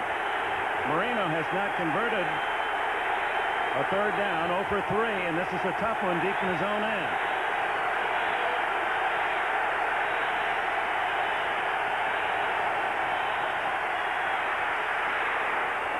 What a throw, and it's Bobby Humphrey. First down across the 35-yard line. Henry Jones made the stop.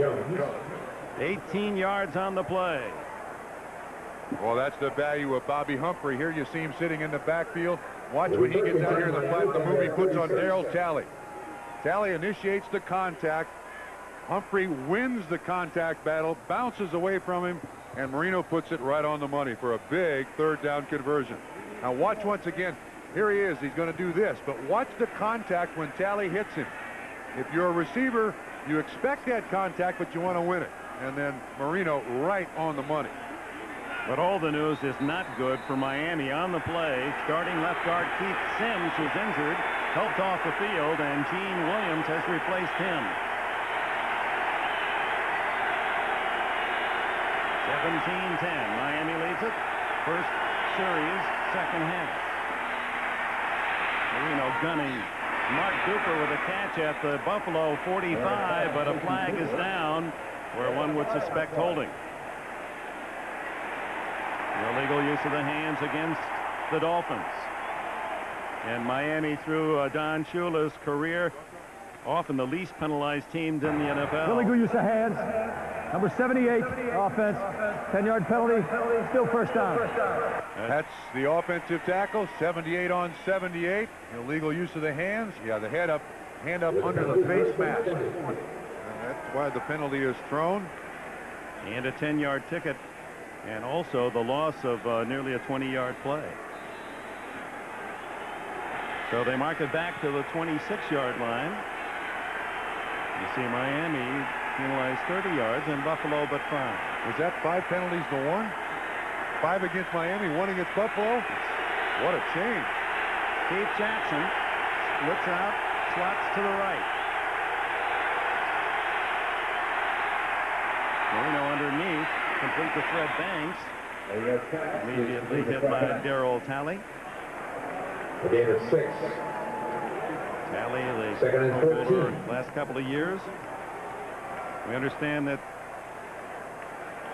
we're getting an injury report. Didn't get all of it there. Maybe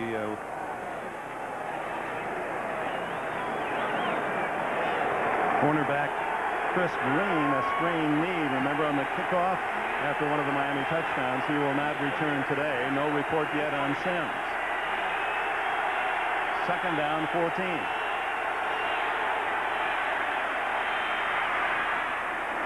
Incomplete, and Keith Jackson was ever so close to turning in another big play. That ball seemed to float on him. Now, Miami's found something here in this formation. That's Shane Conlon, inside linebacker, 58 on Keith Jackson.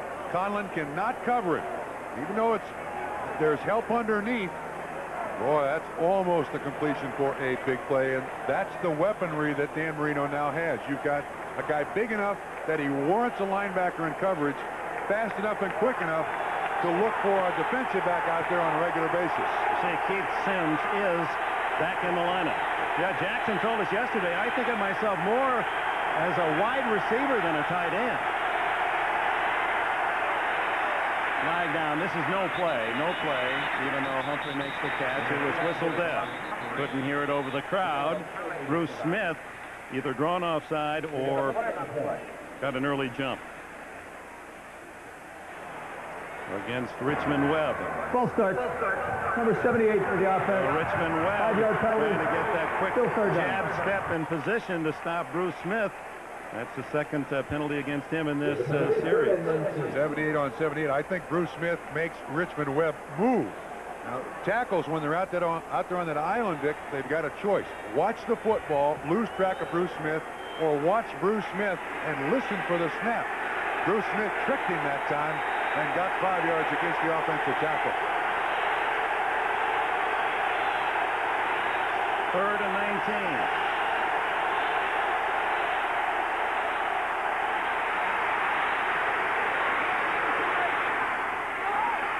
It's caught downfield, and that'll be a first down on the ricochet. Mark Clayton comes up with it.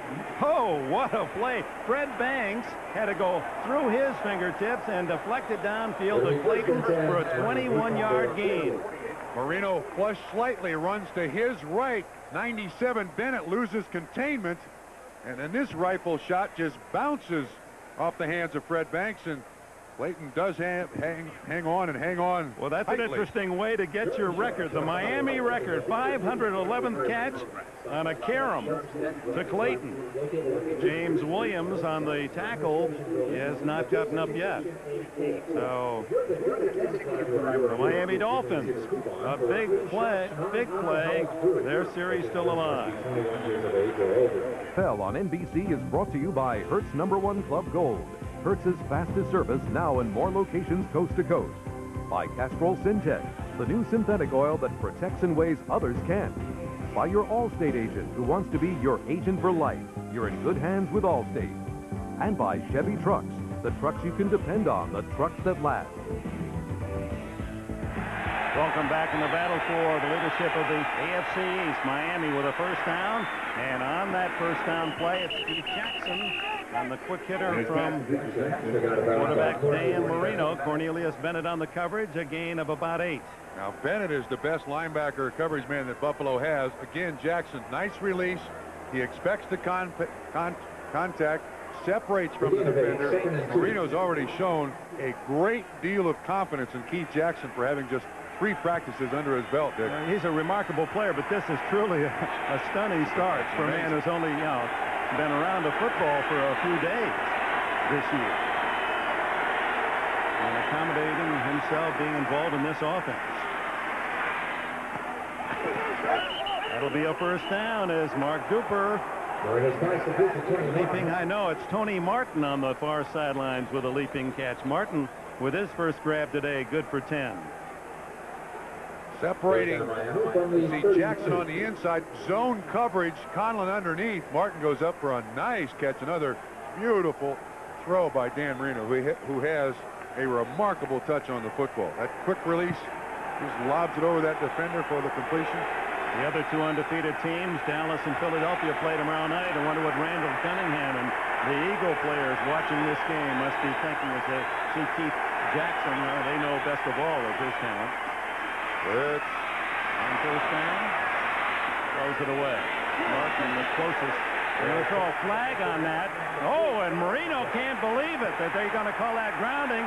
He says, I wasn't in danger of being sacked. I did throw it away, but, oh, that is a tough call.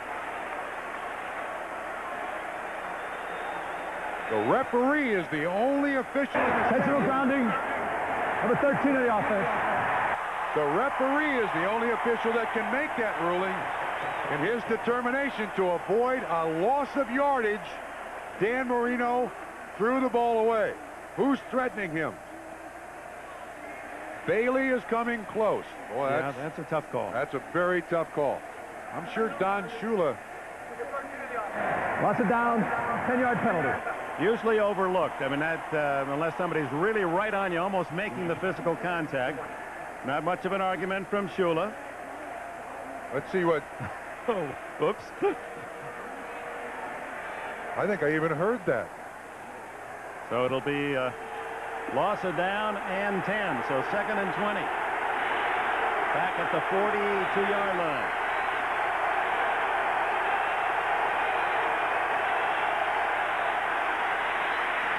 Going long. Martin, he's got it at the 10. He stopped at the 6. What a throw into the wind. That ball was wobbling, and Barton on the dead fly able to snare it for a 36-yard gain.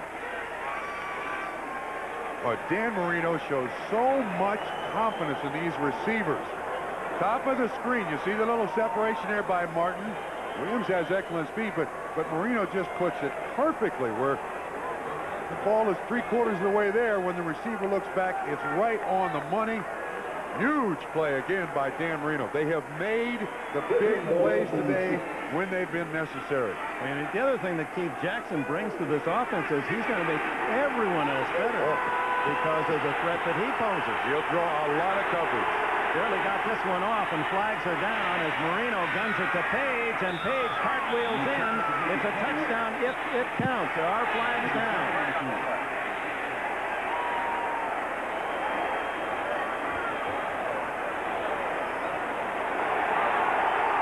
Another penalty against Miami. Illegal formation, offense, 5-yard penalty. Oh, you don't see this often against Don Shula with so many calls going against the Dolphins. No, they're not getting any break whatsoever. 50 yards, 8 penalties against Miami today. Here's the formation they're looking at. That's Page. That's the running back. Maybe the 2 men wide are not. One of those has to be on the line of scrimmage. Yeah, he's got to be on the line of scrimmage. Not enough guys on the line of scrimmage. So the outside receiver is not on the line of scrimmage. That's an excellent call by the officials. There's no question about that. 5-yard penalty, 1st and goal from the 11.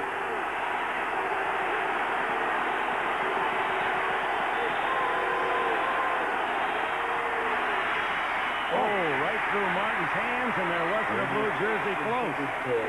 You know why? Keith Jackson drew double coverage in the end zone. There you see him coming into the picture. He drew double coverage. They dropped Martin, and then Martin dropped the ball. So that seems to be the formation. Duper and Clayton left. That's Jackson in the slot and Martin to the right. Watch what happens. Watch what. See the double coverage there at the top? Boy, this kid has gotten instant respect from Buffalo. 2nd and goal. Duper. Not much there. Only 1 yard on that play as Nate Odoms and Kirby Jackson collaborated on the tackle. 3rd and goal from the 10. That was basically the same play to the other side. Only this time, there wasn't the attention to the receiver in the end zone. Marv Levy's team down 17-10, but he knows, and so does this big crowd, that Buffalo has owned the second half in the first 4 games this year, outscoring the opposition 97-14. That quick huddle, no huddle offense of Buffalo wears down defenses.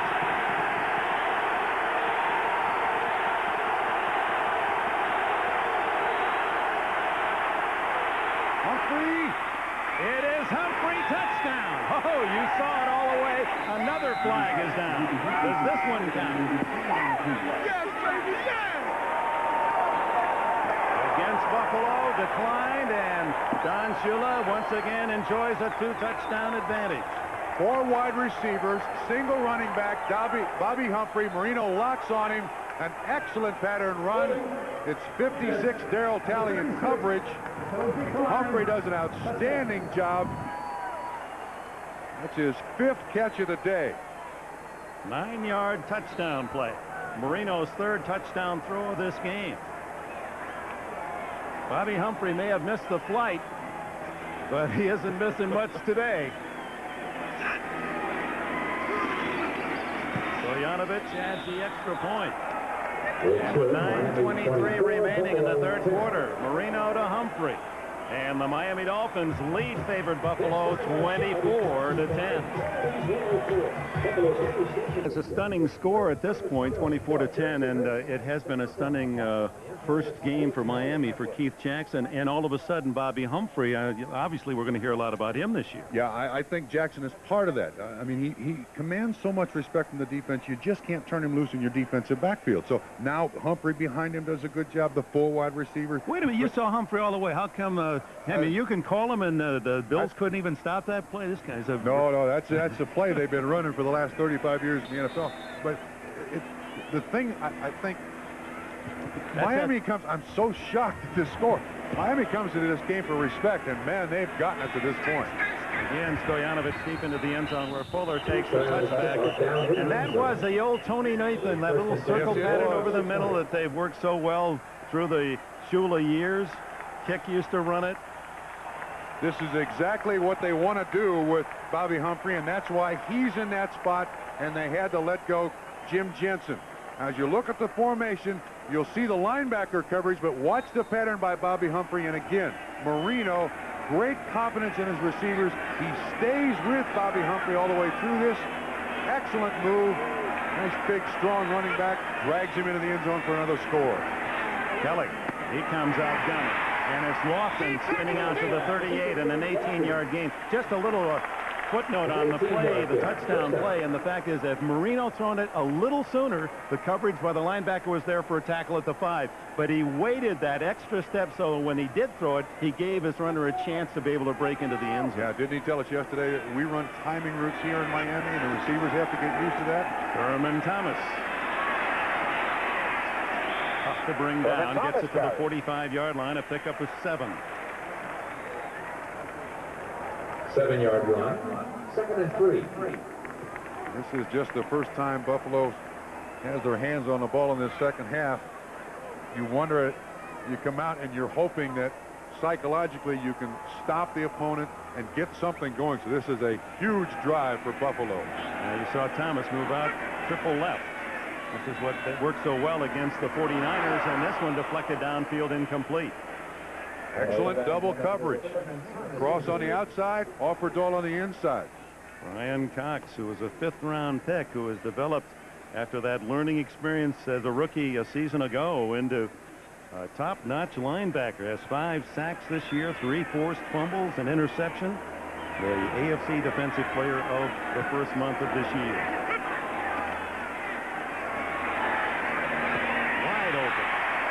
Another first down out at the 45 of Buffalo as Vincent brings down Brad Lamb. 11-yard gain, first down. Single coverage. Vincent, the rookie, on Brad Lamb, just a little squaring. Kelly looks all over the field to find these open receivers. You got to keep covering them. Thomas. Ooh. He runs into trouble as number 92, David Griggs, with a solid hit. Making a stop. No gain. Well, O.J. Simpson said my Buffalo feels they can run against this defense. They've not really had a sustained running attack. Griggs, a linebacker, being handled there by House Ballard at 345 pounds, makes the tackle. Thomas averaging less than 3 a carry. He's drawing single coverage, and Troy Vincent brings him down at the 30, but hardly a meek effort from Brad Lamb, who has 3 catches today. Came in with just 2 on the season. Again, Kelly looks over the entire field. Now watch him look over here to Lamb. Make sure that the safety is not there to help underneath. Yeah, that's a catch. He was down. Half a catch. It counts as a whole one. Deep downfield. Almost a touchdown as the tight end Awald was right there. Ball was as well. Offerdahl having to trail the tight end. I don't know what's wrong with Pete Metzelaars. I've not seen him in this first drive of the second half, and of course they're already missing McKellar. Again, Kelly, really, there's Metzelaars on the sideline. No injury report on him yet. Kelly, plenty of time. And now throws it away as he felt pressure coming hard from the rookie Marco Coleman, number 90. We understand Metzlar's bruised ribs is the report now we receive, and questionable as to whether or not he can play this second half. So Kelly now faces 3rd and 10 at the Miami 30, trailing by 2 touchdowns. We're in the 3rd period, 6:44 to go. His 35th pass of the day, Kelly. He dumps it off to Thomas. Look at that. What a block. Thurman Thomas, who should have been stopped at the line of scrimmage, and Steve Tasker, that special team star for Buffalo, feeling back to knock off a Dolphin. One thing about this Buffalo team, you got to tackle them the first time. Now watch Tasker 89. Boom! Second week in a row he got one. That's Lewis Oliver. A shoulder blade shot. It was about 35 pounds heavier than Tasker.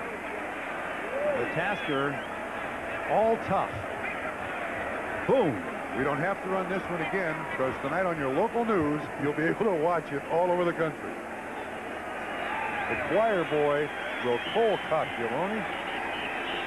He'd win on What's My Line. Brian Cox helped off the field for Miami. So Thurman Thomas, with help from a friend, but ripping his way out of a tackle at the line of scrimmage, has the first down at the 18 of Miami. 6 catches, as you can see. Rookie Dwight Collier, number 50, replaces Cox. Kenneth Davis, the backup for Thomas, and he drives inside the 15 before Offerdahl and Williams can make the tackle. Kenneth Davis, last week we had Anthony Q. Newman, the defensive back of the Los Angeles Rams, who says that because of his father, a pool shark, teaching him at age 3, he is the top pool player in the NFL. And he said, I'd heard about that guy up in the East, way up there in New York, Davis. Might take him on. Kenneth Davis says, yeah, put up his green. Let's see. We'll have a match. Kelly. Incomplete, and Troy Vincent, the rookie cornerback, with an excellent play diving to deny Brad Lamb. Lamb getting a lot of attention from Jim Kelly. Single coverage by the rookie Troy Vincent. Now that's recovering. He was beaten and comes back and gets underneath that receiver. You can see why the scouts love him, the way he exploded at 4.29 speed. 6 minutes to go in the third down and 5, and the toss to Thomas, and he's got a blocker. But an excellent play coming in from the backside from Brian Cox, who had left the field for a play. Made the tackle from behind, but it appears that Thomas picked up the necessary yardage for a first down. Watch this block again. There's the choir boy once again. Watch this block. Oh, I mean, that's on Marco Coleman, who was close to 270 pounds. Steve Tasker, 5'9" and 183. First and goal, Buffalo. Misdirection to Thomas. Breaks another tackle and trips at the 5. Defensive play made by John Offerdahl, and coming up, Jarvis Williams from a safety spot. Now this is where whatever defense Buffalo is facing is at a tremendous disadvantage. This drive started at the 20. Relentless offense. Now you're getting a defense worn out. Second and goal from the 5. 14th play of the drive for Kelly. Hit as he throws, incomplete. Didn't have a chance as charging through was Offerdahl again. Offerdahl, who doesn't often blitz, but he's worked that play very effectively today. That's the second time he's forced Kelly to throw as he was being hit, and one led to an interception and a subsequent Miami touchdown. Yeah, both have worked. Lofton way out to the right. Lamb split left, and Thomas in motion. Third and goal. Intercepted. It is Lewis Oliver again. Does he have a touchdown? Kelly can't get him. Lewis Oliver all the way. 102 yards.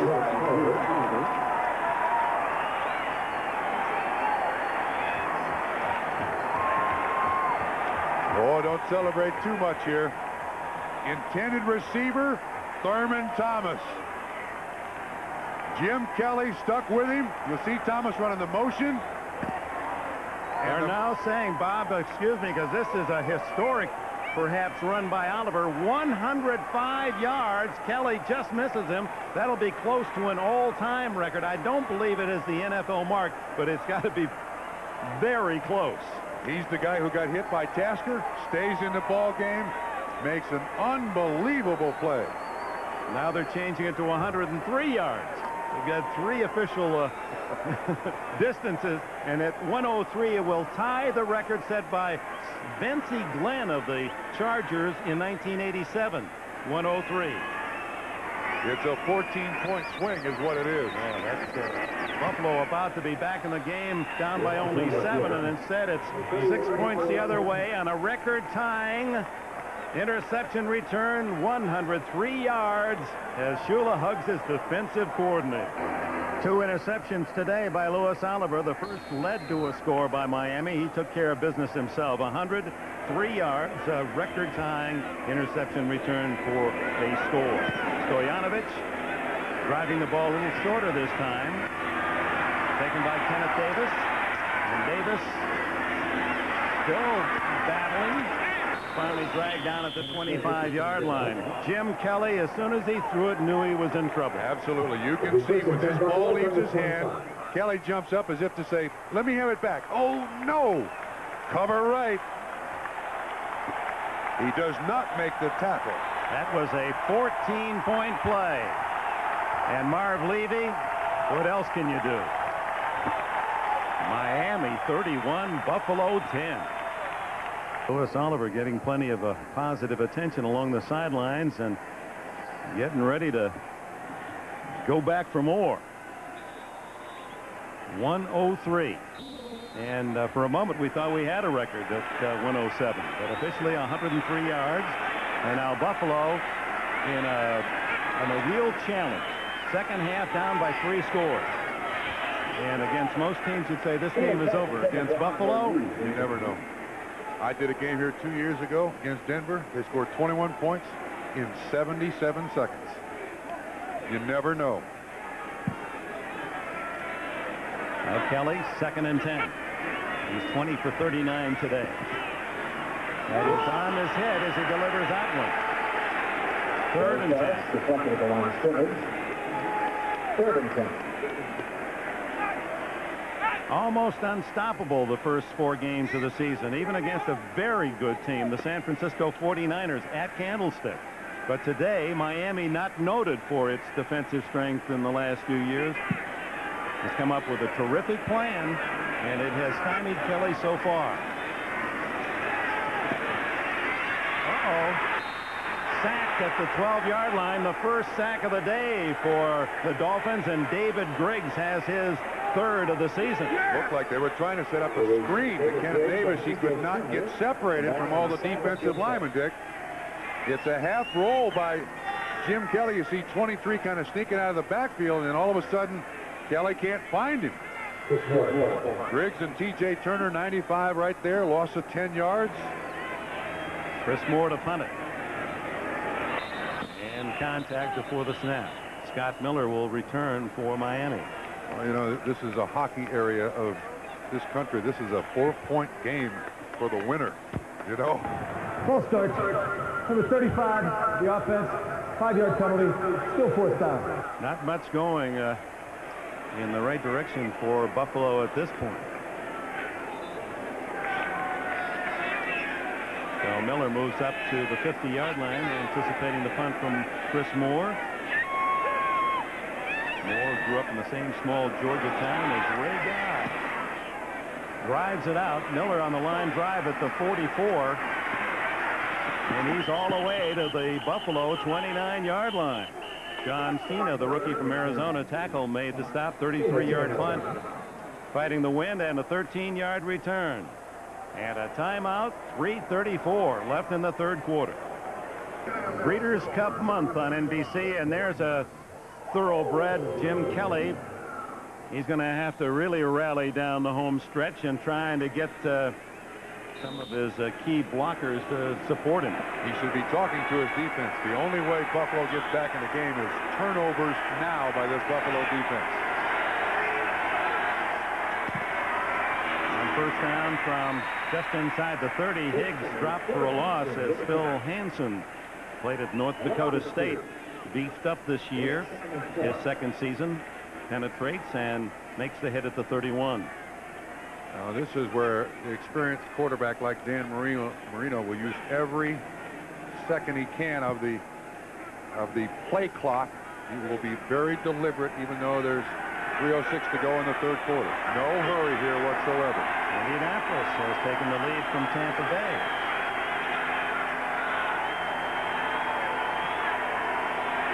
Jackson in. He's in the slot right.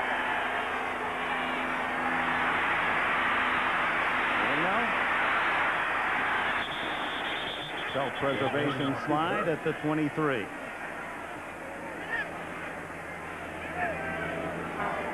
One thing Buffalo has not done is put a lot of pressure on Dan Marino or get sacks. They had Smith on the inside. They ran a game well handled by the guys up front. Sims even throws him to the ground.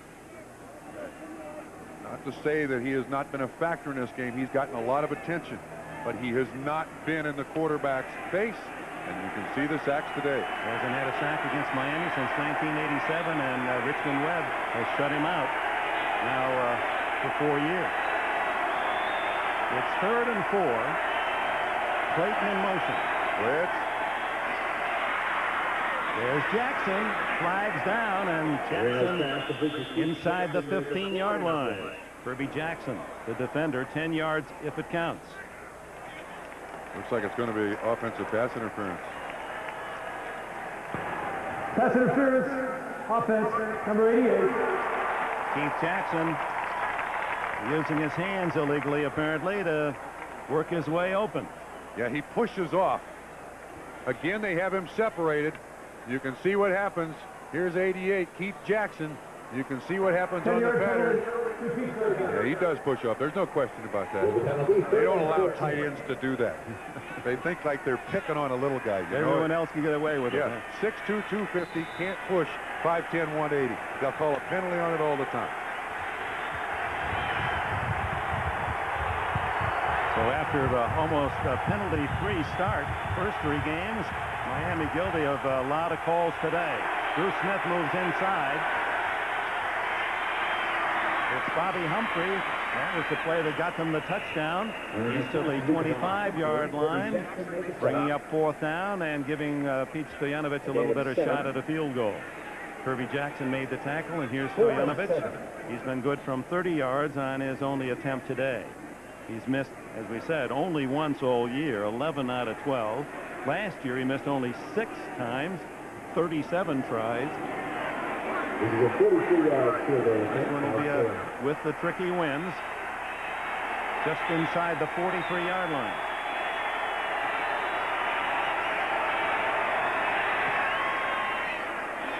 Wind or no wind, almost dead center. Stoyanovich from 43 yards, and the Dolphins build their lead to 34-10.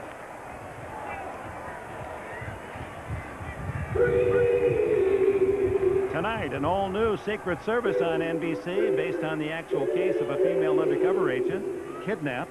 Find out how far the service went to free her. Then on the all-new eyewitness video, see incredible footage of firefighters inside a blazing inferno, and that'll be followed by the comedy movie premiere. Steve Martin stars in My Blue Heaven. Well, that's the kind of day we have here in Western New York.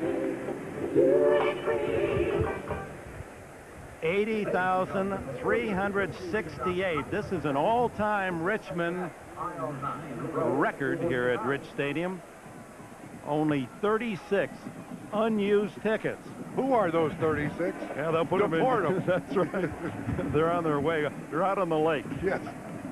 They better have a darn good excuse. Well, what do you do here? It's 3 touchdowns and a field goal, and even these ardent Buffalo fans have to wonder How much can we expect with less than a minute remaining in the third period? It'll take some breaks. You say it'll take some breaks as Denver, or the Buffalo defense is going to have to turn it over. I had Denver on my mind because we were talking about Denver playing that tough AFC championship game where they allowed Buffalo no offensive touchdowns, and how all the defensive coordinators have been studying the films of that game, including Oliver Dottie. As a matter of fact, since the ball flows off the tee again, Tom Olivadotti told me that there were 64 snaps defensively Denver against Buffalo last year in that game. There were 34 snaps of base defense, 30 other nickel snaps. Of those 30 nickel snaps, only 10 blitzes. And if you talk to anybody around the league, they will say Denver blitzed every play. Buffalo on every play. Did not happen. He went back and looked at that. He's found something that works. And NFL offensive and defensive coordinators are copycats. This will appear again against Buffalo's offense. Yeah, Miami fans know well that's been a long time since you've been able to praise the defense and the defensive coordinator. This has not been an easy position. But today, the job apparently has been done very well, at least to this final minute of the third period. Stojanovic, as the wind now gusting into that kick to the 10 to Eddie Fuller. Fuller, good spinning move to the 35, to the 37. Good run by the former star at LSU. Next weekend on NBC, our Sunday is an NFL doubleheader Sunday beginning at 12:30 Eastern with NFL Live. You'll see Seattle, Dallas, Emmitt Smith, the NFL rushing champion of a year ago. Pittsburgh and Cleveland. That's always a bicep contest. We'll have these Bills out against the Raiders. Raiders looking for their first win this weekend with a new offensive signal caller. Tom Walsh replaces Terry Robisky. Besky Jackson pushing Thomas out of bounds. The rushing, and they are the #1 rushing team in the NFL. They were last year and again this year, but no yards rushing in the second quarter. And now having to try to dig themselves out of this huge deficit, you don't expect them to run much the rest of the way. No. 40 yards. 29 seconds left in the third. Thomas again. He's to the 50-yard line and a first down. Flag down. We may have a face mask on Jackson. Now, Dick, we came into this game talking about all the great weapons that the Buffalo offense has had. Today, we've seen all the great weapons that Miami now has put on the field. Face mask, 5 yards. Number 24, defense, first down. Bobby Humphrey being one of those.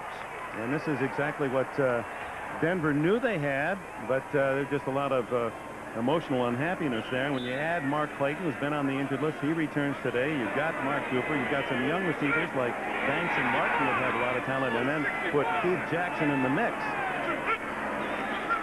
That's a pretty good spot.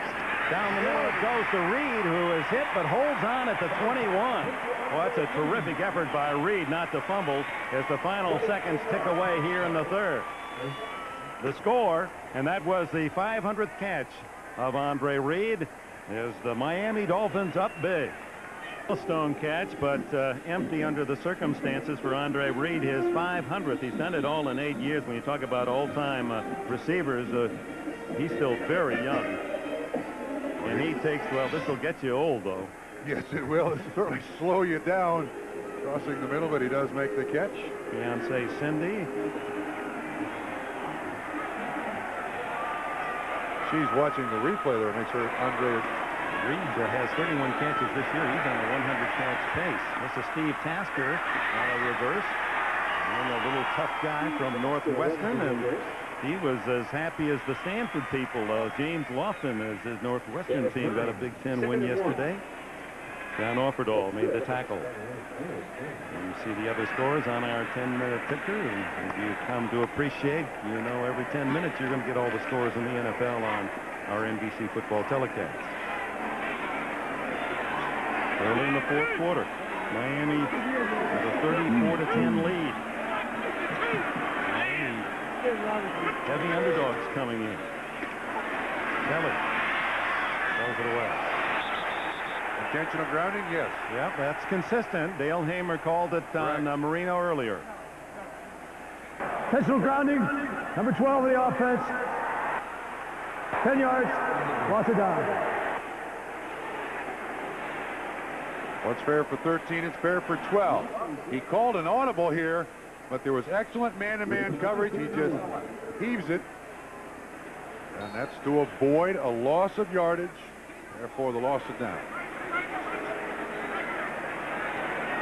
And the toughest of penalties, loss of down plus 10-yard deficit, as you see how Miami has built this sizable advantage. Down the middle, Kelly, right into the arms of you-know-who, Louis Oliver again, his third. How far will he go with this one? He's at the 40. Got Lofton to beat, and Oliver's running out of gas anyway. He looked as if he wanted somebody to find somebody to tackle me. I don't want to go that far. 54 yards.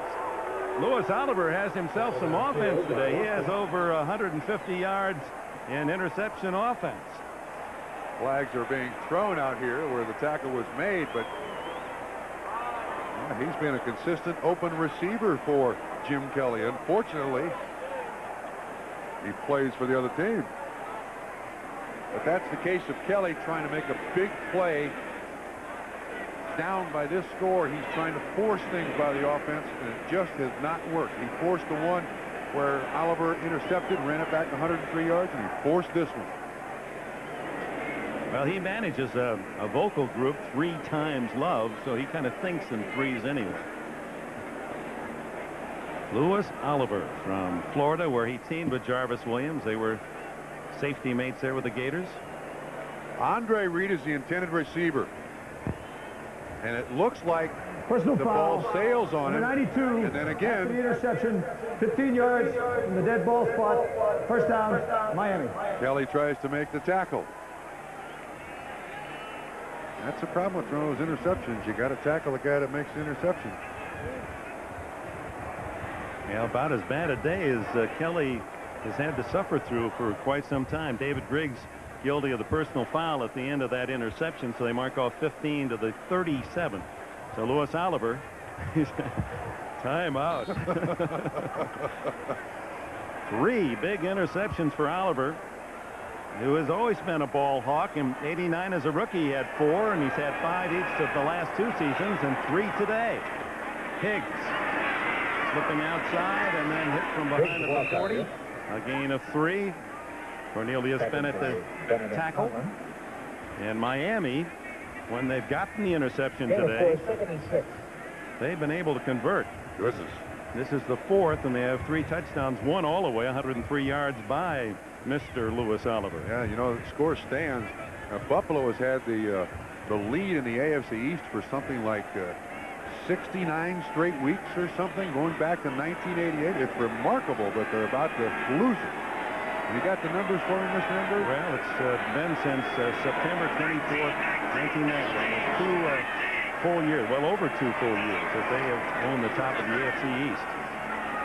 Higgs protecting the ball as Talley and company go after him. Shy of the first down. It'll be 3rd down and about 2.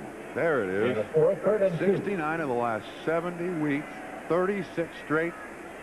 And Don Shula's been trying to acquire talent to bring his team up to the level of the Buffalo Bills, and that acquisition of Keith Jackson may have been the biggest part of the puzzle. That is a trade to bring about talk for a season, and where, I mean, the free agency move that'll be enough to have fodder all week long as to just how good now is Miami, although it's been the defense that has sparked the offense, but then when they got the ball with Jackson and Humphrey, Higgs met right at the line of scrimmage. He drives forward. It'll be close to a first down. They're going to spot it right at the 46-yard line. That'll be shy by a half yard. Talley made the stop. And here comes Joe Prokop. Well, there was also in Miami some complaining by some players about the acquisition of Keith Jackson. I wonder if they'd like to take those words back now. Well, Farrell Edmonds, who may not play as much, was one, talked about being traded, and that may be an accommodation for him. Mark Clayton was outspoken. Why should he get all that money? And as Dan Marino said, Jackson's liable to make a lot more money for all of us. Even I can figure that out. Hicks back at the 15. They don't go after the kicker as Prokop spins it to the 15. And Hicks dragged down after a 4-yard return by Mike Williams, a 39-yard punt. Timeout with 11:31 to go. Well, it was a day designed for Miami. Don Shula liked it when he wakened this morning. Not too cold, just right. Now Kelly. And that pass sailing low and away as he tries to hit Rob Awalt. Now, just a look ahead for both teams. For Miami, Don Shula's schedule reads this way: Atlanta at home, then they have a bye week before they play Indianapolis, the Jets, Indianapolis again, and then Buffalo. So arguably they're in line to possibly still be perfect the next time these two teams meet. That's Lofton skidding into the open crease for a catch at the 38-yard line. And if you're a Buffalo fan, the schedule for Marv Levy's team next up are the Raiders, Jets, and England. New England, a combined 0-11 this season. We'll have Buffalo and the Raiders out at the Coliseum for you next week as the second half of our doubleheader. Thurman Thomas. 2 men couldn't get him, but the third did, and it was Lippert Hobley who tries to steal the ball as well. And so far, I don't see any whistle. That may be a touchdown. Nobody motions anything. Now official moves in and marks the ball down. A little late. There's also a player down. Don't forget Don Wedge, one of the officials, was injured in the first half and left, so the officiating crew shy a man. Kent Cole, and that's center. Oh no. He is one of the best, the 3-time Pro Bowler, who often is asked. He's so good. He often is asked to block his man without any help. And now a conversation that may, Hamer, is it a touchdown? The ball was fumbled, recovered by Miami. The whistle blew when Miami had the ball. First down, Miami. So that could have been a touchdown, but they didn't use the I word, inadvertent, but that's what happened. And Hobley doesn't get a touchdown, but does get the fumble recovery. Let's see. We're going to see the injury, too. I think this is a screen. Kent Hull is the man out there in front. And it looked like he's holding his hamstring. As you see the ball pulled away from Thurman Thomas.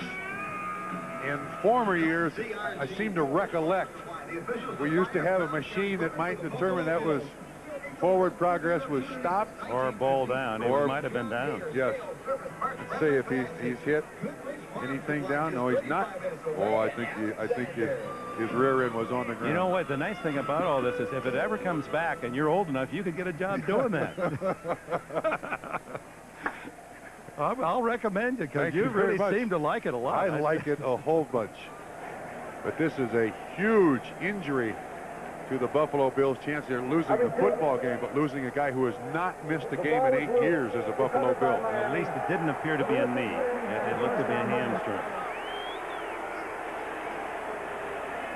So on a day where about as much has gone right for Miami and wrong for Buffalo as one could even have imagined or dreamed, it has developed in front of a record crowded Rich Stadium today of over 80,000, 80,290.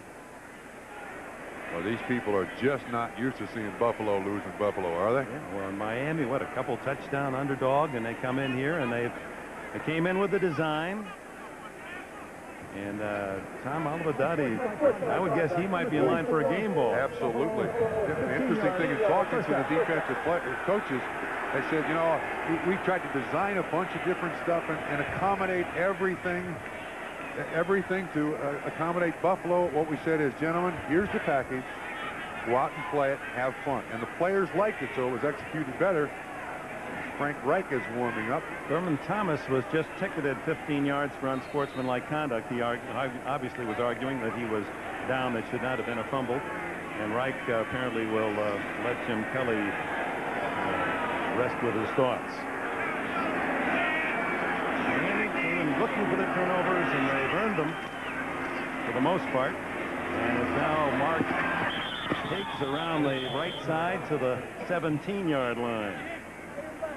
This is the kind of game that Buffalo fans accustomed to be seeing, but with the home team well in front running away. 34-10 Miami. No question about that. Buffalo has just never figured out exactly the combination of coverages and fronts that Miami has put up there defensively. This whole football team revolves around that offense and how it's up and down the field. They have not had the ball for an extended period of time today, and therefore Miami's had all those chances with the turnovers. 4 interceptions thrown by Kelly today. Personal high or low.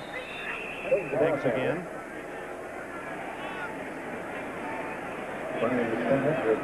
Worst loss of last year for Buffalo came at Kansas City when the Chiefs took them apart 33-6. But you really have to hunt to find a home game where Buffalo has had to swallow as hard as they will today. 34-3 at Rich Stadium prior to today, and one of those losses was at the end of last year where it was just a nothing game for them. They'd already clinched all the possibilities. Breaks a string of 17 straight home wins against AFC East opponents, too. 9:27 to go. Marino. And it's Cooper. Couldn't quite get himself turned around as Marino had to read the coverage and throw in that spot, and Duper didn't see it quite the same way. Now, if Marino should throw, Hull goes back to the locker room. If Marino should throw another touchdown pass, it would be 4, and that would tie him for an NFL record with Johnny Unitas. I think it's around 18 or 19 games with 4 touchdown passes. Well, that's one of the few he doesn't own. NFL record. In this case, it's 4th down, and Stojanovic will try a 39-yard, I think that 34-yard field goal. He is some kicker. What a weapon he has. So you talk about offense, you got to throw Stojanovic in there, too. He's offense to go with the Jacksons and Humphreys and Dupers and on and on. Miami, Miami. On NBC is brought to you by Domino's. Call Domino's Pizza right now, and you'll be enjoying our unlimited toppings pizza deal when the game is over.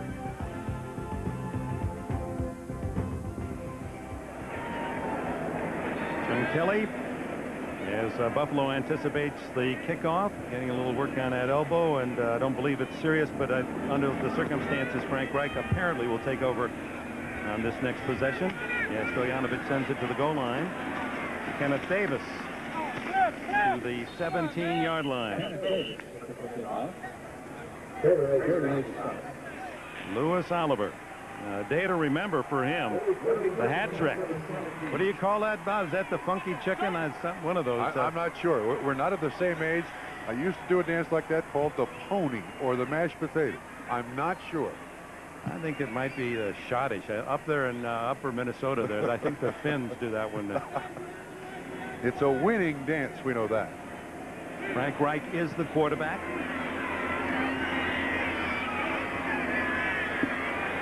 Reich was filled in so admirably for Kelly. This one is more just an exercise to get him some work as Andre Reed adds another catch to his impressive total. He's got 6 today, 32 on this young season. And he's getting up slow, too. Buffalo can't have these guys getting up limping, and they tape Jim Kelly's elbow. I think it's more from trying to make tackles than throwing the football today. That right elbow. I mean, when you make tackles, you get injured. This is Kenneth Davis. He's met by Troy Vincent. Rides him down.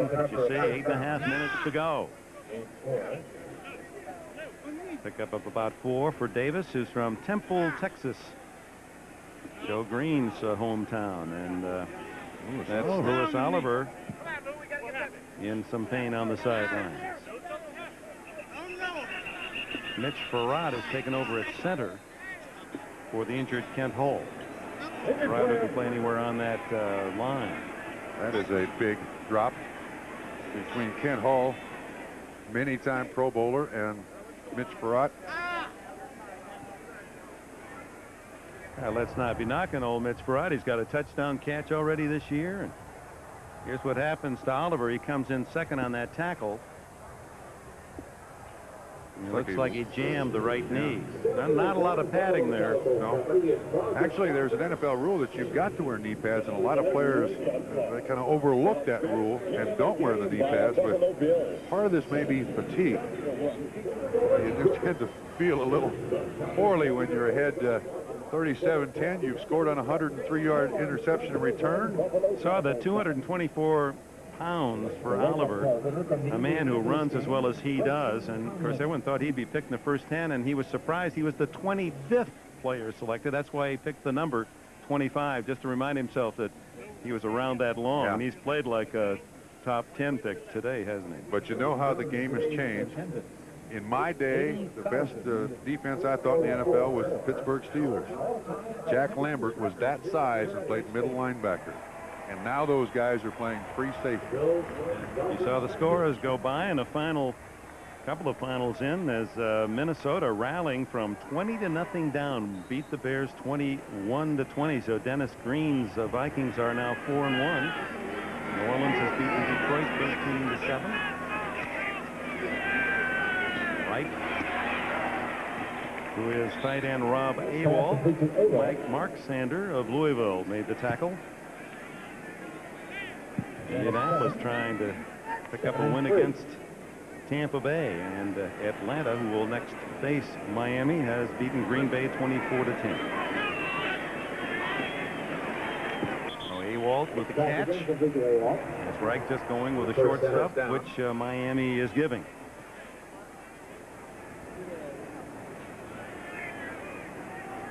I'm a big proponent of the gimme. It's a phrase used in golf, Dick. I'll familiarize you with it in a minute here. No, they gave you anything these days. Right goes down and flags go with it. What kind of gimme are you in favor of? Well, when you have just 18-inch punt left, you know, just to be gentlemanly, you tell your opponent, the rest of that's good. That's a gimme. My estimation. That was my problem. They wouldn't give me. We have two fouls on the play. The rest of this game is a gimme. Number 79 for the defense, holding number 74 the offense. Penalties offset, first down. Larry Webster, a rookie from Maryland. The Miami player Glenn Parker, 74 of Buffalo. NFL Live Old Spice postgame report. O.J. Simpson here from Buffalo. Bob Costas and Bill Parcells back at our New York studios with the scores and highlights of early games. 7 minutes to go yet here in Buffalo.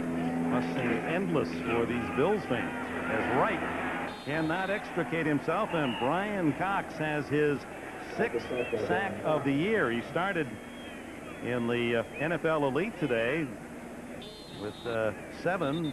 Chris Dolman for the Vikings leading the NFL, and another injury, and that's not good news for either side, as suddenly it seems every play carries an injury. Marco Coleman, rookie number 1 pick from Georgia Tech, is down for Don Shula. Oliver with some ice on the right knee. You mentioned Brian Cox. He had the sack there. I have a feeling that if this kid has any success, this kid is a movie script. His life to this point is a movie script. He said, you ask him about his friends. Where are your friends now? He said they're in 3 places. Dead, jail, or dealing drugs. But he says, I still go back there and see those people. They helped me in college. They sent me money when I needed it. But they're my friends. They'll be my friends forever. But they celebrate my lifestyle, and I've tried to convert them. He could not convert his father.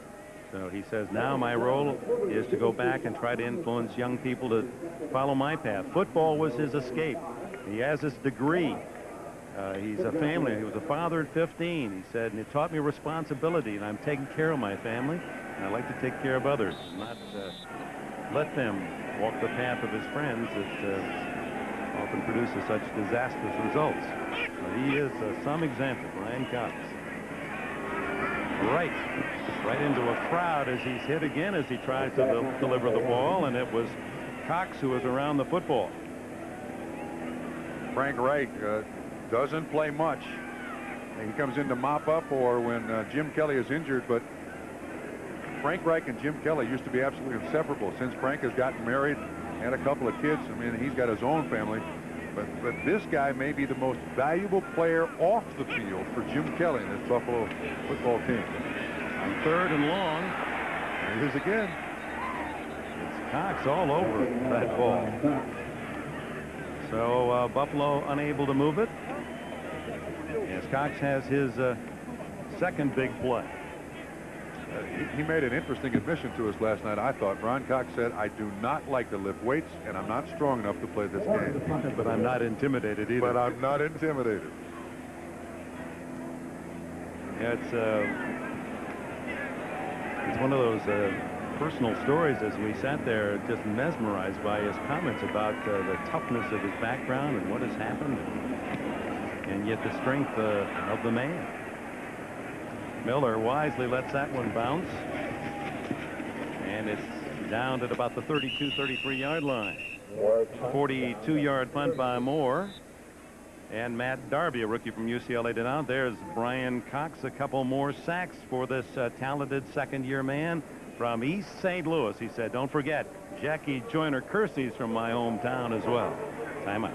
Scott Mitchell takes over for Dan Marino at quarterback, and a handoff to James Saxon. No, it's Aaron Craver, his first carry of the year, and he carries well out to the 40-yard line. And Dan Marino strolling the sidelines now. He's gone by to congratulate his receivers, his blockers, as any good quarterback should. 3 touchdowns, 1 interception.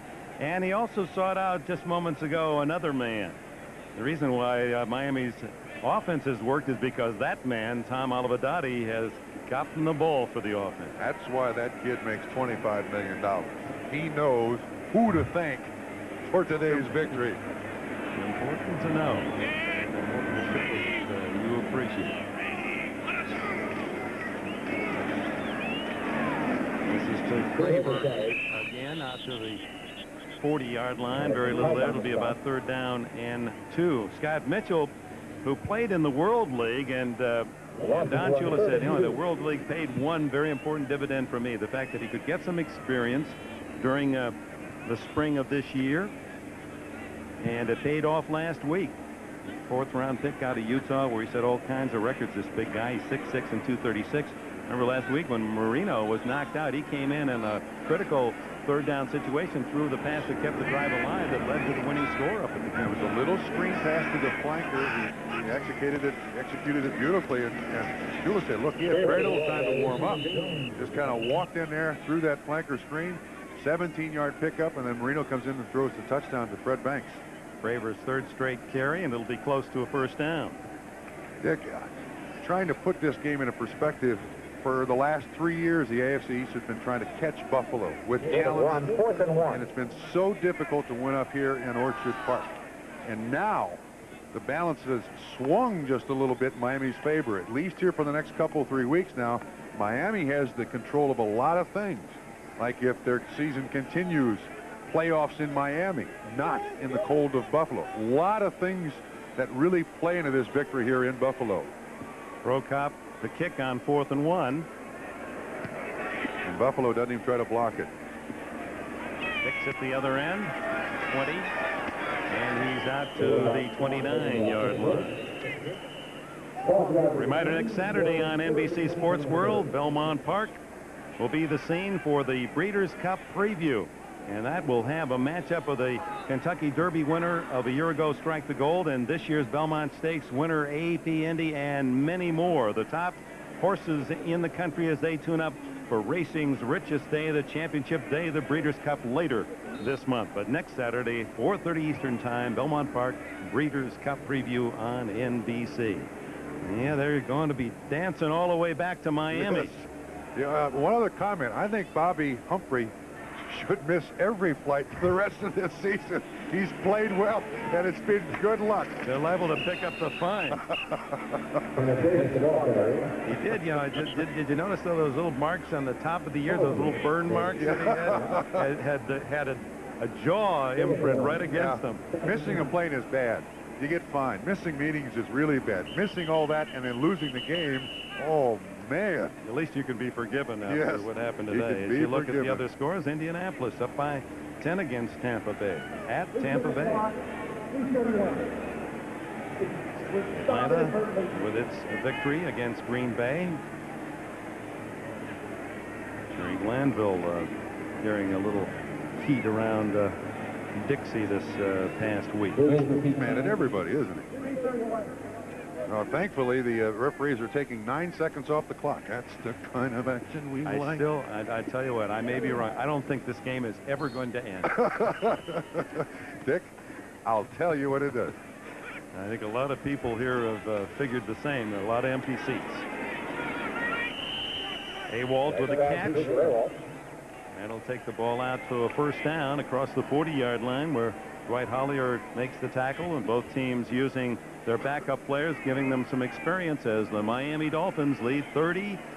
They've outscored Buffalo 20-0 here in the second half, and we offered you that statistic earlier that the Bills have owned the second half, and many credit Buffalo's success the fact that with that fast-paced offense they wear down defenses, and then in the second half they have it all their own way. 97-14. They've outscored their opponents, and yet today it's Miami 20-0. A very convincing effort by the men from down south. Yeah, and Dick, I don't think it's fair for anybody to look at Buffalo and say they played poorly. Miami forced them into that situation. All the credit has to go to the Miami Dolphins, and I think Marv Levy is well aware of that. I mean, you can't take anything away from this victory. Miami took this football game from Buffalo. Buffalo didn't give it to them. Look at that picture of the sun shining on the face of the 62-year-old Tulip. Almost had the expression of, you know what, we might be pretty good. We might be pretty. He wasn't sure yesterday. That was Marino, but Marino had the same look. You had the hint in his reaction that something good was happening with the emergence of Humphrey and of Keith Jackson. Tasker with a catch and a first down, and that takes us to the 2-minute time. He's saying, hey, you know, I just listen, I didn't oversleep. I just went to the wrong airport.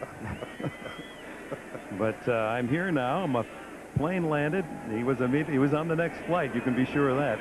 Had to pay his own way. Had to pay a little bit more. A 4-figure fine was the hint that Don Shula gave us. And Thurman Thomas, only 33 yards rushing. He did catch 9 for 83. So in terms of his total scrimmage yards, a good day, not a Thomas day. Normally up around 200. He had 116 yards total. And I think everybody on the Dolphins defensive staff said we got to stop him running. And they did. Actually had 165 yards rushing against this team. He said no one's figured out a way as we started the telecast today, but Kenneth Davis replacing Thomas. And what an able replacement he is. Close to 10, maybe more, and a first down at the 25-yard line as we run down to the 145 mark. Everybody we talked to yesterday, it's safe to say the Dolphins are done with this game. That's Mark Clayton on the sideline, but everything they told us that they wanted to have happen today has happened. They shut down Thurman Thomas running the ball. The offense of Miami didn't make the big mistake, didn't turn it over. And they got Keith Jackson into the game. Reich skips that one after he couldn't find a man open deep. Rob Awalt, the intended target. You know, the story that'll be chronicled around the country today, and for those who have watched, is that the streak of the dominance has ended in the AFC East. The Buffalo Bills and a jarred from the throne as the Miami Dolphins and Keith Jackson and his production today. I mean, the one catch told you everything. Absolutely. If you weren't with us, and maybe if we have a chance, we can show you that catch again, where he went racing over the middle, may not even been intended for him, speared the ball and dead run out of the air, and then just ran through tacklers for the touchdown. Davis goes down right at the line of scrimmage. It'll be 3rd and 10. Let me tell you another thing about Keith Jackson. Met this kid first time doing the Orange Bowl a number of years ago. Was lamenting the fact that he was recruited by Oklahoma when Barry Switzer said, we're going to the I. Marcus Dupree is going to be our running back. It's going to cost me millions of dollars. But it all works out. He's a first-round draft choice and then gets a big free agent contract. This kid is a wonderful young man to be around. He'll be perfect for Don Shula. He will be no problem whatsoever and a big help in the clubhouse. Intended for Brad Lamb and Troy Vincent, that rookie with a great speed. Just he'd been beaten for a moment, but he corrected it with that sensational burst of speed he possesses. This game will be over in about 45 seconds, Dick. Well, then I better remind folks that the executive producer of NBC Sports is Terry O'Neill, coordinating producer of NBC's football, and the producer of today's game is John Fratzis. Sorry about that, John. Directed by John Gonzalez, Associate Director Al Szymanski, Production Associate Ed Fibashoff, Tim Biffheim is our production manager, Bill Paranello, Technical Manager, and our Technical Director, Mitch Geller. And our thanks to Michael Gluck and Steve Solomon, Raj Schneiderman, Joe Costanza for their help here in the booth. Right to the end zone and overthrows Eddie Fuller. And that pass on 4th down, and it goes over on downs to the Miami Dolphins with 40 seconds remaining. And there are the rest of the men and women who brought you the sights and sounds from Buffalo today. One of the quietest, biggest crowds in Buffalo history. Biggest ever, in fact. And didn't have much of a chance to cheer. And the key at the end of the half, Kelly took them downfield, down by 2 scores, got a touchdown before the intermission. It was 17-10 with a record Buffalo has enjoyed in the second half. The support of the crowd had figured that they were in a position to maintain their stranglehold in the AFC East. But Miami, the better team today, and showed it in a convincing manner. And in the process, Louis Oliver, a 103-yard record-tying NFL touchdown return with an interception as Kelly was picked off 4 times. Miami, they're going to have a difficult time wiping the smiles off these guys' faces by Tuesday when they got to go back to work. Don't suppose Keith Jackson will have his own special masseur, do you? Oh, his own tub. He's going to be sore, but it's a happy sore.